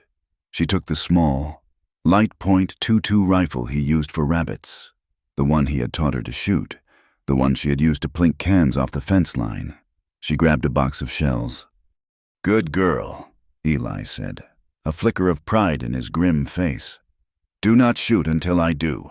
Do not shoot unless they are firing. Go." Annabelle scrambled up the ladder. Clara watched her disappear. A small, brave ghost. She heard the scrape of the trap door being slid into place, leaving only the small, dark spy holes Eli had drilled for a line of fire. Clara was on her feet now, her own legs trembling. She was still in her thin nightgown. "Eli." He was at the main door, his back to her. He was checking the load on his heavy rifle. He slid the Winchester, her rifle, along the table. "Stay away from the windows," he said. He was not talking to her. He was talking to a soldier under his command. Outside, a voice, arrogant, loud, and carrying in the thin air. "Clara, I know you're in there, you filthy whore. I've come for my property." Clara flinched as if struck. The voice was Danton's. It was the sound of the saloon, the sound of her nightmares. "Come on out. Bring her out. McRae, we know you have her. Jebediah sends his regards, says your gold was good, but mine is better." Eli's head snapped toward the door. The bounty hunter. He had ratted him out. Or, more likely, Danton had never believed the wolf story. He had just used the man as a scout. "Sheriff Danton," Eli called, his voice a deep roar that seemed to shake the door. "You are on my land. You are trespassing. You have no authority here." A harsh laugh from outside. "I am the law, you damn hermit. The law says that girl is mine. I have a writ. I paid good money for her. Now send her out, or we burn this place to the ground." Eli looked at Clara. His face was granite. "He has no writ." "He doesn't need one," Clara whispered, her hands white-knuckled on the table. "He just needs to say he does." "Eli!" Danton's voice was closer now. He must have dismounted. "I am giving you 1 minute. I have 4 men. You have 1 door. Do the math. Send her out, and I will let you keep your miserable life." Eli ignored him. He walked to the window, staying deep in the shadows of the room, and looked out. Clara saw his shoulders tense. 4 men, he said, his voice flat. "And him, Danton." He turned to Clara. "In the cellar. Now." "No." His eyes narrowed. "Clara, this is not a discussion. I will not have you in the line of fire." "I was in the cellar last time," she said, her voice shaking but gaining strength. "I was a target. I was a thing to be hidden. I am not hiding, not anymore. Clara, so help me God. You said it yourself. Eli, she said, and she picked up the Winchester. It was heavy. We burn the damn rules. This is my fight. I will not hide in a hole while you die for me. A look passed between them. It was not love. It was respect. The look of two soldiers on a barricade. He nodded. Once. All right, stay by the stairwell. It's a good angle. Do not fire until I do. 30 seconds. McRae! Eli took a deep breath. He turned his back on Clara, and he faced the door. He laid his rifle on the pegs beside it. He did not pick it up. What are you doing? Clara hissed. He wants to talk, Eli said, his voice calm. I'll talk. He slid the new deadbolt, his deadbolt, back. He lifted the top bar. He lifted the bottom bar. The sounds were loud, final. He opened the heavy oak door. The cold, gray light flooded the room. Eli McRae stepped out onto his porch. He was barefoot, wearing only his trousers. He held no rifle. He stood, his arms loosely at his sides, a mountain of a man, his breath a white plume in the freezing air. Clara crept to the edge of the open doorway, staying in the shadow, her rifle ready. She saw them. Danton was standing 10 yards from the porch. He was a small man, made to look large by a thick buffalo coat. His face was pocked, his eyes small and mean. He wore a tin star, polished bright. Beside him were his 4 men, all dismounted, all holding rifles. They looked cold and mean and bored. Danton's jaw dropped when he saw Eli. He was expecting a gunfight. He was not expecting this. Where is she, McRae? Danton snapped. Recovering. She's not going anywhere with you. Danton, Eli said. His voice was calm. It was the calm of the mountains, the calm of a frozen lake. She is my property, Danton said, stepping forward. He was sneering now, his confidence returning. I paid good money for her. I have the bill of sale. She is a runaway, a thief, and a whore, and I am here to collect what is mine. He spat a brown stream of tobacco juice onto the snow. Now, I will ask one last time. Send her out. No. Danton laughed. A high, ugly sound. No. You think you are going to stop me? A hermit with a pile of money. I am the law. You are a man on my land, Eli said, and you are not welcome. Danton's eyes glittered. He was enjoying this. He looked past Eli, into the dark of the house. Clara, he called, his voice oily. You can hear me, I know. You were always a proud one. Too proud. Look what it got you. Hiding in the dark, behind a rich man's pants. I told you you were mine. You think he wants you? After I tell him what we did in that saloon pantry? You think he'll want you when he knows how many men? That's enough, Eli said. His voice had dropped an octave. It was no longer calm. It was final. Is it? Danton sneered. I paid good money for her. McRae, she owes me. And I always collect. A movement from the shadows of the doorway. Clara stepped out onto the porch. She stood beside Eli. She was barefoot in the snow. Her thin cotton nightgown whipped around her legs in the bitter wind. She was not shivering. She was not crying. She was holding the Winchester. She looked at Danton, and her face, which he had only ever seen contorted in fear or disgust, was a mask of cold, pure, and terrible hatred. She was unafraid. Danton stopped. His sneer faltered. This was not the girl he remembered. This was not the girl who had run. He looked at Eli, then at her. He saw them, the half-naked man, the barefoot woman. He saw the intimacy. He saw the defiance. And his face twisted into a mask of pure, possessive rage. So that's it, he hissed. You're not just hiding her. Using my property. She is not your property, Clara said. Her voice was quiet, but it carried in the cold. It did not shake. You will pay for this, Danton said, his voice trembling with fury. He was losing control. This was not his plan. He pointed a finger, not at Eli, but at the house. You want to burn the rules, McRae? Fine, we'll burn them. Burn it. Burn the house. Burn the barn. We'll see how she looks when she's crawling out, covered in ash. One of the men nervously hefted a torch. He had been holding it. Eli McRae looked at the man. He looked at Danton. He looked at the house. He put his arm around Clara's waist. He pulled her against his side, a simple, possessive, protective gesture. He smiled. It was not a nice smile.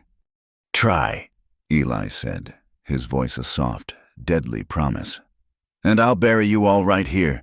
I've already got the spot picked out. It happened fast, too fast.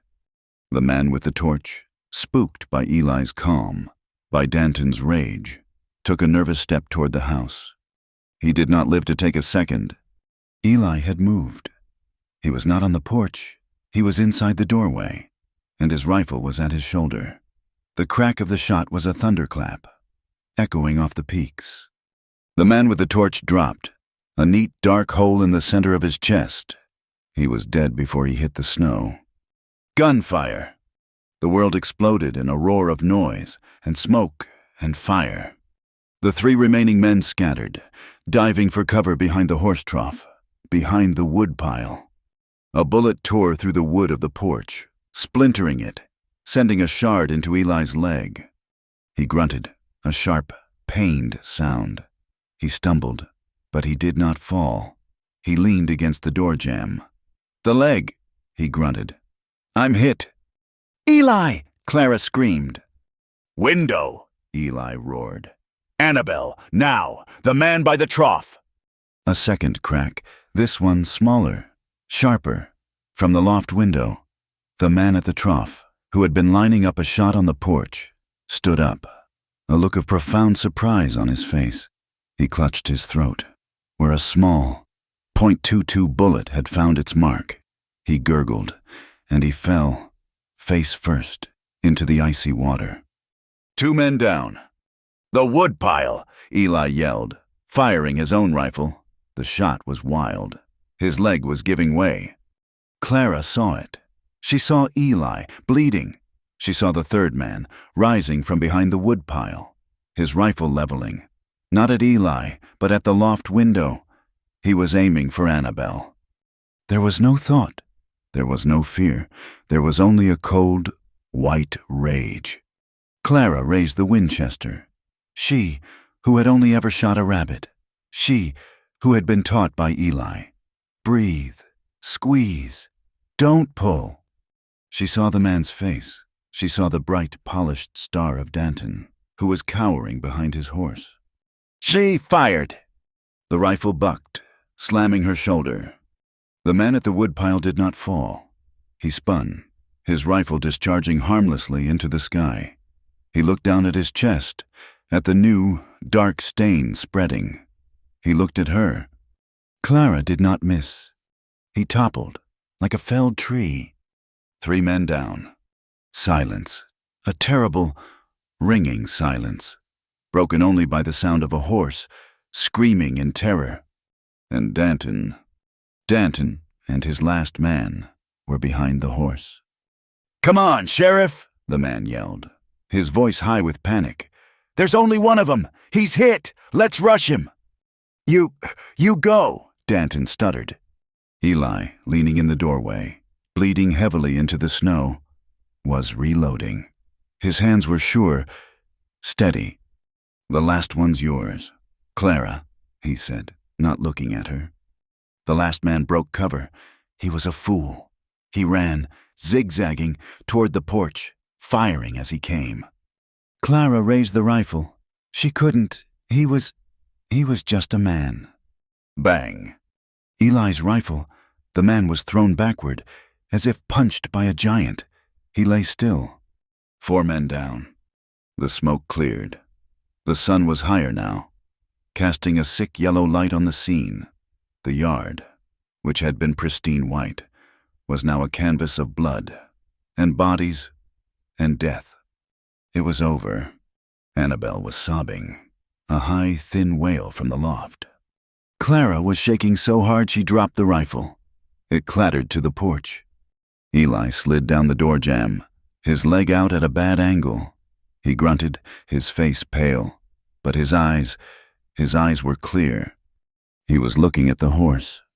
"Danton," Eli called, his voice weak but hard. "It's over. Come on out." A shot. The bullet whined off the roof. Danton was still fighting. You whore!" Danton screamed, his voice cracking. You killed them! You killed my men!" He was alone. He was terrified. He was cornered. Eli looked at Clara. "Stay here." He began to crawl, dragging his wounded leg toward the steps. "Eli, no!" "He's mine, Clara." He got to the edge of the porch. He had his pistol now, from his belt. "Last chance. Danton, come out, or I will light that horse on fire." A long, terrible pause. A gun was thrown, spinning, onto the snow. Then Danton. He stood up from behind the dead horse. He was bleeding. His arm, a ricochet, or a piece of flying. Something. It was a shallow wound, but it was bleeding. He stood, his hands raised, his face a mask of disbelief and terror. He looked at the bodies. He looked at the house. He looked at Eli, a wounded man on the porch. He looked at Clara, a barefoot girl in a nightgown, and he had been defeated by them. Eli raised his pistol. His hand was steady. "Eli," Clara said. He looked at her. "No," she said. He held her gaze. He was a soldier. He knew what to do with a snake. "Clara, he will come back." "No," she said again, and she walked, barefoot, off the porch. She walked across the snow. She did not feel the cold. She walked until she stood 10 feet from Danton. Danton, who had owned her. Danton, who had branded her. He looked at her, and his lip curled. An old habit. You're ruined." Clara slapped him. It was not a hard slap. It was a simple, declarative act, her bare hand across his face. He whimpered. She turned to Eli. "Eli, let me choose." Eli looked at her. He looked at the man she had been. He looked at the woman she was. He lowered the pistol. "He's yours," Eli said. Clara turned back to Danton. You're going to kill me?" Danton whispered, his eyes wide. "Kill you?" Clara almost laughed. It was a cold, ugly sound. "No, killing is what you do. Killing is an ending. I don't want you to end. I want you to live." She looked at him, and the cold, pure hatred was gone, replaced by something far colder, a clear, sharp, intelligent light. "Annabelle!" she called. The loft door opened. Annabelle's tear-streaked face peered out. "Bring me Mr. McRae's ledger, the good one, and his pen, and the ink." Annabelle vanished. What are you doing?" Danton asked, confused. "We are burning the rules." "Sheriff," Clara said. Annabelle ran out, her bare feet hitting the snow. She did not look at the bodies. She ran to Clara, handing her the heavy book, the pen, the ink. Clara opened the book to a fresh page, the same book she had written her goodbye letter on. She held it out to Danton. "You are going to write," she said. "Write what? I... Eli, from the porch, cocked the hammer of his pistol. The click was the loudest sound in the valley.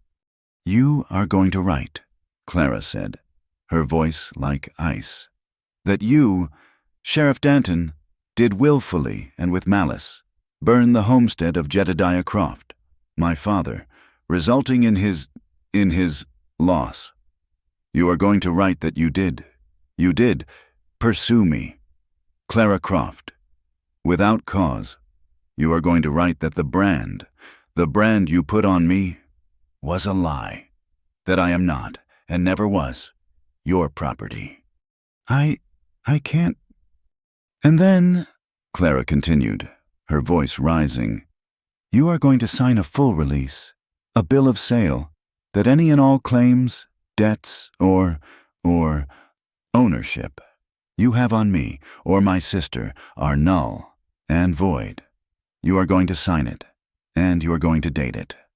Danton stared at her, at the pen, at Eli's pistol, at the bodies of his men. It won't hold, Danton whispered. His last defense. It won't hold up in any court. Oh, it will, Eli's voice from the porch. Because I am Eli McRae, and my word and my ledger will be weighed against yours. A man who just lost 4 deputies in an illegal raid on my land. I wonder who the circuit judge will believe. Me, the millionaire, or you, the man who lost. The truth settled on Danton. He was ruined. He took the pen. His hand was shaking so badly he could barely hold it. He wrote. Clara dictated. Annabel stood as witness. He wrote his confession. He wrote about the arson. He wrote that Clara Croft was free. He signed it, his name a pathetic scrawl. When he was done, Clara took the book. She did not look at it. She looked at him. You're done, she said. Danton looked at her, his face a mask of pleading. My arm, I'm bleeding. Eli, Clara said. Eli nodded. He whistled. His big roan horse, who had been hiding in the barn, trotted out, its eyes wide. Take his horse, Eli said. The one he was hiding behind, it's probably dead. Take the horse belonging to the man I shot first. He looked at Danton. Get on it. Danton, clutching his bleeding arm, stumbled to the horse. He pulled himself into the saddle. Here, Eli said. He tossed Danton a strip of cloth from his own ruined trouser leg. For your arm. I wouldn't want you to bleed to death before you reach Fort Lancaster. Danton wrapped the cloth. He looked at the house, at the bodies, at the 3 people who had destroyed him. Go, Eli said. Danton kicked the horse. He rode. He did not look back. He rode, bleeding, dishonored, and ruined, away from the ranch, his confession safe in a ledger, his power broken. Clara watched him go, until he was just a black speck against the rising sun.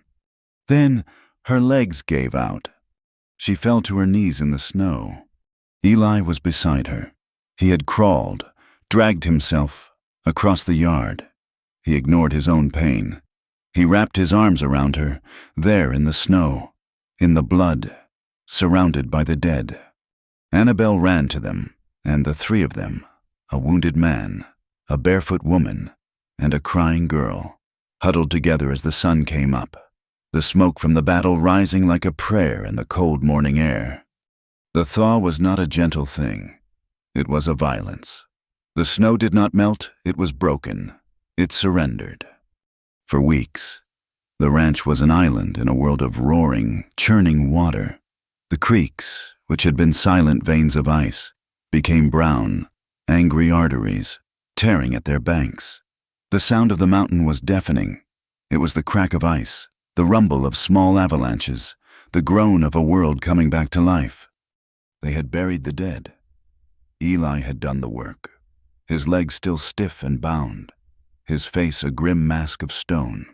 He had dug 4 graves on the hill, the one he had spoken of. He had not given them markers. He had simply returned the land to the land. Danton's confession. The ledger was locked in Eli's desk. The house, once a fortress, had been scrubbed clean. The blood was gone from the porch, the bullet holes in the doorframe. Eli had left. He said they were reminders. As the water receded, the land was new. It was a raw, muddy, and hopeful green. The first fragile flowers, purple and yellow, pushed their heads through the muck. And with the thaw, the world returned. Eli had ridden out, alone. The first day the pass was clear. He returned 2 days later, his face unreadable. "Fort Lancaster has a new sheriff," he told Clara, as he unsaddled the roan. "A man from Cheyenne. Danton is gone. Some say he rode east. Some say he just ended." Clara said nothing. She just watched his hands as he worked the leather.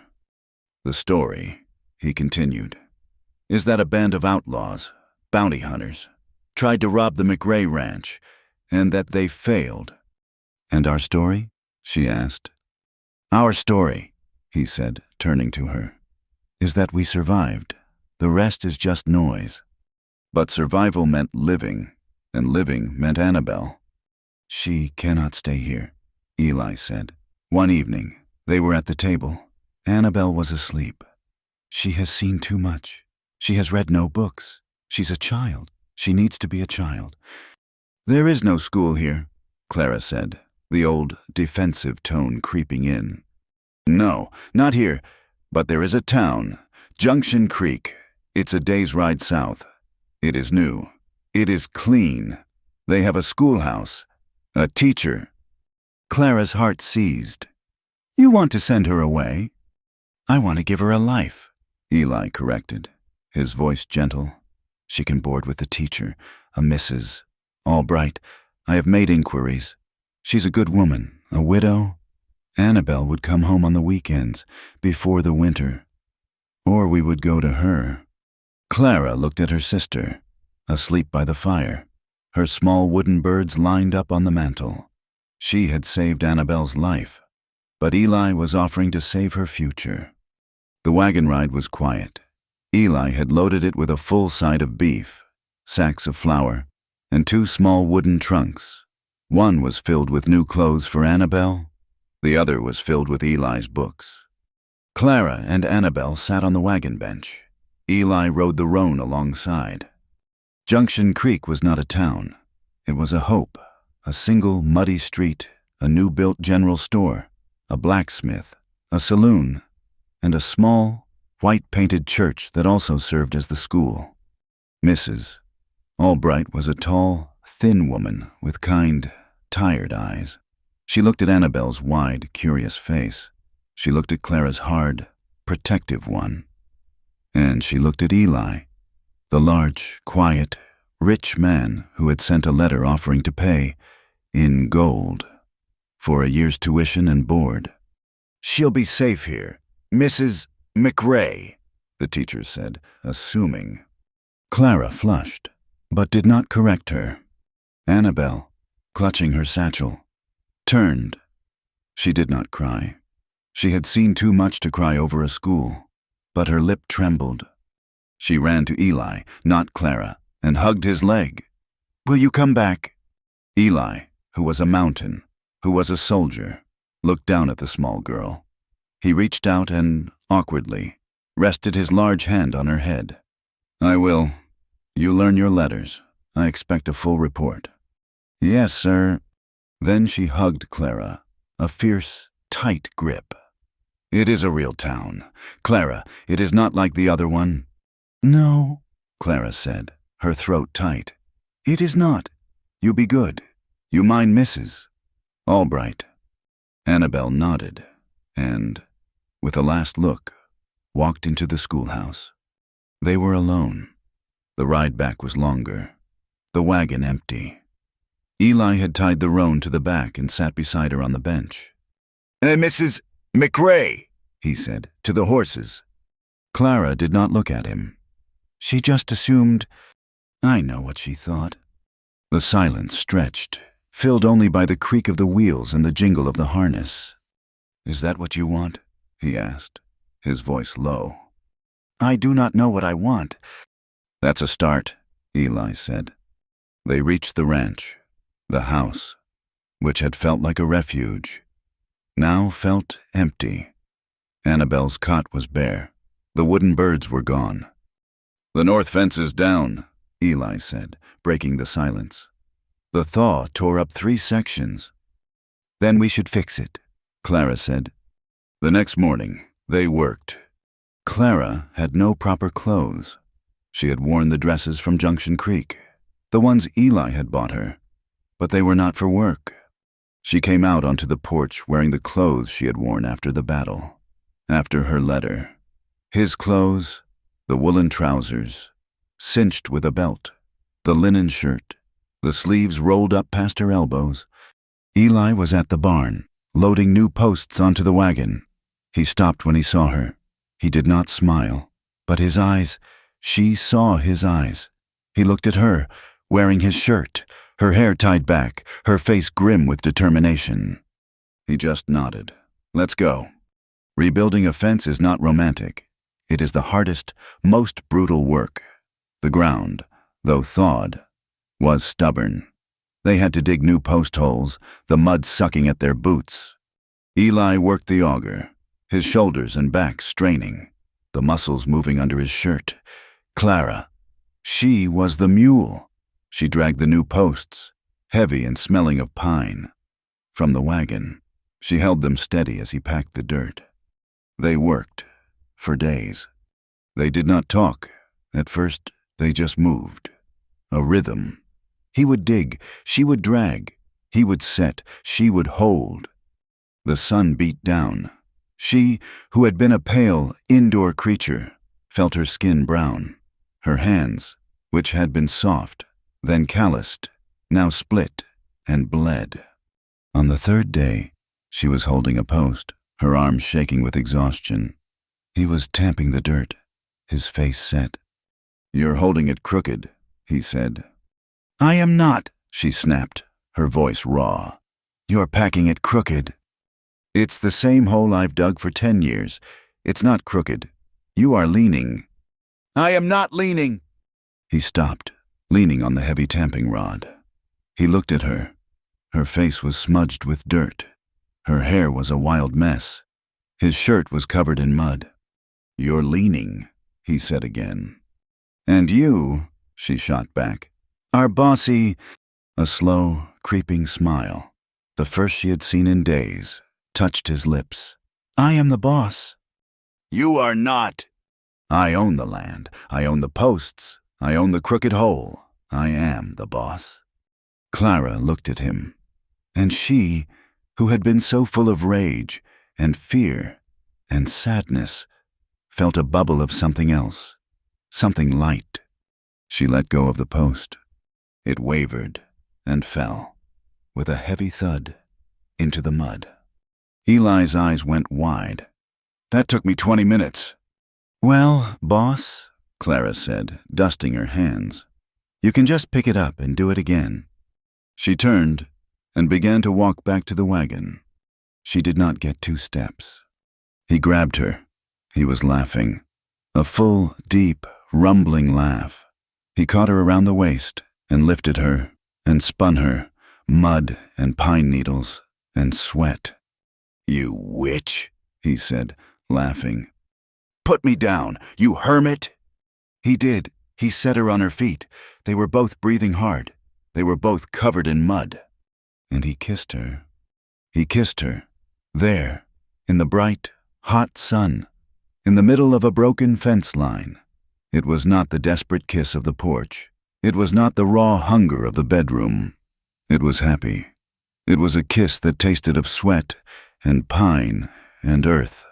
It was a kiss that said, "We are alive." When they pulled apart, he rested his forehead against hers. "It was crooked," he whispered. "It was not." He kissed her again. They fixed the fence. It took a week, and when they were done, they rode back to the house, sitting together on the wagon, her head on his shoulder. The fence was stronger than it had been before. The world had its rules, and they were coming. They went to Junction Creek for supplies. They had been working the ranch for a new month. Clara was different. Her skin was brown. Her hands were hard. She wore one of her new dresses, but she moved in it like a woman who knew how to set a fence post. And the town noticed. The whispers were not just in Fort Lancaster. They were here. "That's him, McRae, the millionaire." "And that is her, the one from the saloon." I heard she was Danton's. I heard he branded her. Heard she killed 4 men with her own hands. Clara walked, her head high, her back straight.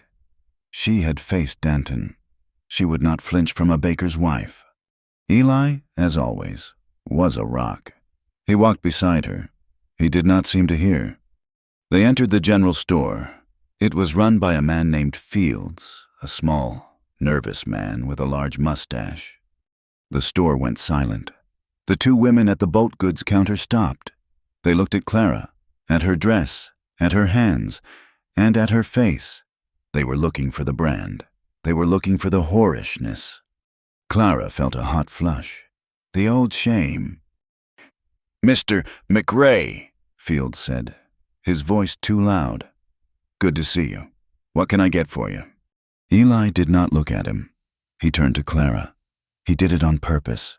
He stood, his large frame blocking the women, and he spoke, his voice calm and clear, for the whole store to hear. "Clara, we need flour. And did you want the blue calico or the red for Annabelle?" He had called her by her name. He had invoked her sister. He had, in a simple, public act, declared her a homemaker, a woman who sewed. Clara, who had never sewn a dress in her life, looked at him. She saw the love, the challenge. "The blue, Eli," she said, her voice clear. "And I will need thread." The women at the counter looked away, ashamed. Word spread. It was a strange, twisted story. That Eli McRae, the rich, reclusive soldier, had taken in a saloon girl. That he had, in fact, gone to war for her. That he had killed 4 men and ruined a sheriff. All for her. The town did not know what to do. They gossiped. They were terrified of him. They were also in awe. Men like Eli McRae were legends, and men like Danton, they were just weeds. Eli had pulled a weed. They began to respect him, not for his money, but for his fence line, for his choice. And slowly that respect, that grudging, fearful respect, began to extend to her. They were in town. A week later, Clara was at the wagon. Eli was in the blacksmith's. A woman approached. It was the blacksmith's wife, a large, stern-looking woman named Mrs. Hess. Clara tensed. The woman held out a package. It was wrapped in brown paper, tied with string. "Here," the woman said. Her voice was gruff. "I beg your pardon." "I had this. It was my daughter's. Before she married. It is too small for me." She shoved the package at Clara. Clara, confused, took it. "It is a dress," Mrs. Hess said, looking away. "At the mountains. A church dress. Figured you might need a new one. For the ranch." It was not a dress. It was an offering. It was a gesture. It was acceptance. "Thank you," Clara whispered. Mrs. Hess nodded, gruffly. "Your man is a good man. He is quiet, but he is good. You hold on to him."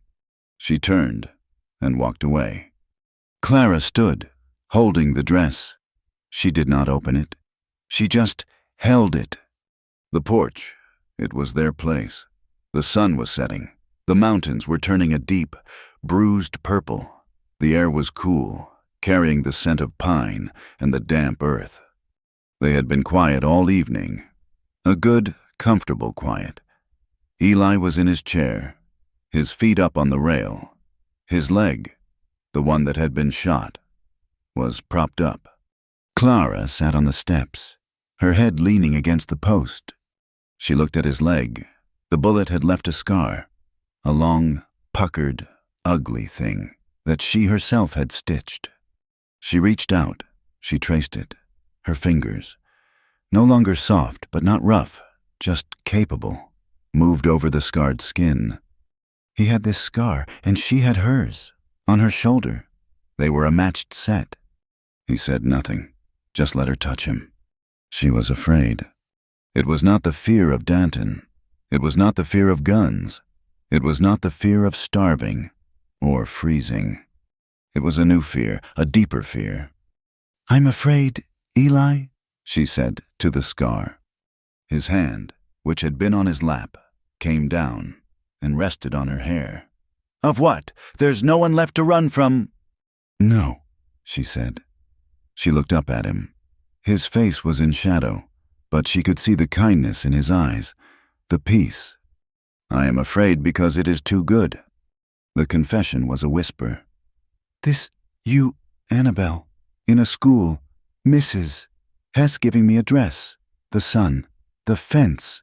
It is too quiet, it is too happy. I keep waiting. Waiting for what? For the other boot to drop, she whispered, tears welling. For Danton to come back, for the town to turn, for you to wake up and see me, see what I am. I see what you are, he said, his voice low. I have seen it from the first day. It is not real, she insisted, the fear making her desperate. Peace is just the moment before the battle. It is not meant to last, not for people like me. Eli's hand tightened in her hair. He made her look at him. His face was serious. He was not going to offer her a simple comfort. He was a man of the land. He was an honest man. You're right, he said. Her heart stopped. It might not last, he said. The world is a hard place. There will be blizzards. There will be droughts. There will be other Dantons. I cannot promise you that it will last. She looked down, her heart breaking. But, he said, and he waited until she looked up. You don't get to decide whether it lasts. That is not your choice. That is God's, or the land's, or just the way it is. He leaned forward, his face close to hers. You only get to choose to stay. She stared at him. It was not a promise. It was a challenge. He was not offering her a happily ever after. He was offering her a now, a choice. She who had been property, she who had been given no choices. He was giving her the only one that mattered. She looked at his face, the scars, the lines, the quiet strength. She looked at his hand, still on her hair. She looked at his house, their house. She nodded. The tears came, but they were not tears of fear. They were tears of release. Then I choose you, she said. The wedding was in the spring, when the wildflowers carpeted the valley. It was not a wedding for the town. It was not for Mrs. Hess or Mr. Fields. There was no church. There was no preacher. Eli had said, God is in the wind and on the land. He is not in that white box in town. So they were married in the valley field, the one below the ridge, where the wild blue flowers grew so thick it looked like a piece of the sky had fallen. It was just the three of them. Annabelle was the witness. She had come back from school, her letters clean, her reading strong. She wore the blue calico dress, which Clara had, in fact, sewn. It was crooked, but it was made with love. Annabelle stood, clutching her small wooden bird, her face bright with a joy so pure it almost hurt. Eli, he wore his clean trousers and a new shirt. He had not shaved, but he had trimmed his beard. He stood, his feet planted on the earth, as if he were a tree. And Clara wore the dress, the one Mrs. Hess had given her. It was a simple white dress with small embroidered flowers. It fit as if it had been made for her. They did not have a book. They did not have rings. Eli just took her hands, which were scarred and hard and brown. He held them in his. I am not a man of words, he said, his voice a low rumble. I said I chose you, and I do. I choose you, today and tomorrow. I choose you, Clara. Clara looked at him, her husband. She thought of the girl, frozen, at the fence line. She thought of the woman, in the cellar. She thought of the saloon. She smiled. And I choose you, she said. He leaned down, and he kissed her. It was a kiss of peace. It was a kiss of home. Annabelle cheered, and threw her wooden bird in the air. And when Clara looked up, her hand in Eli's, the sun on her face, She no longer saw the girl who had run. She no longer saw the branded property, the ruined woman, the saloon whore. She saw a woman standing in a field of wildflowers, her hand held by a man who was a mountain. She saw her sister, safe and laughing. She saw a woman worth protecting. She saw a woman worth fighting for. And she saw a love that no man, not Danton, not the law, not the world, could ever take.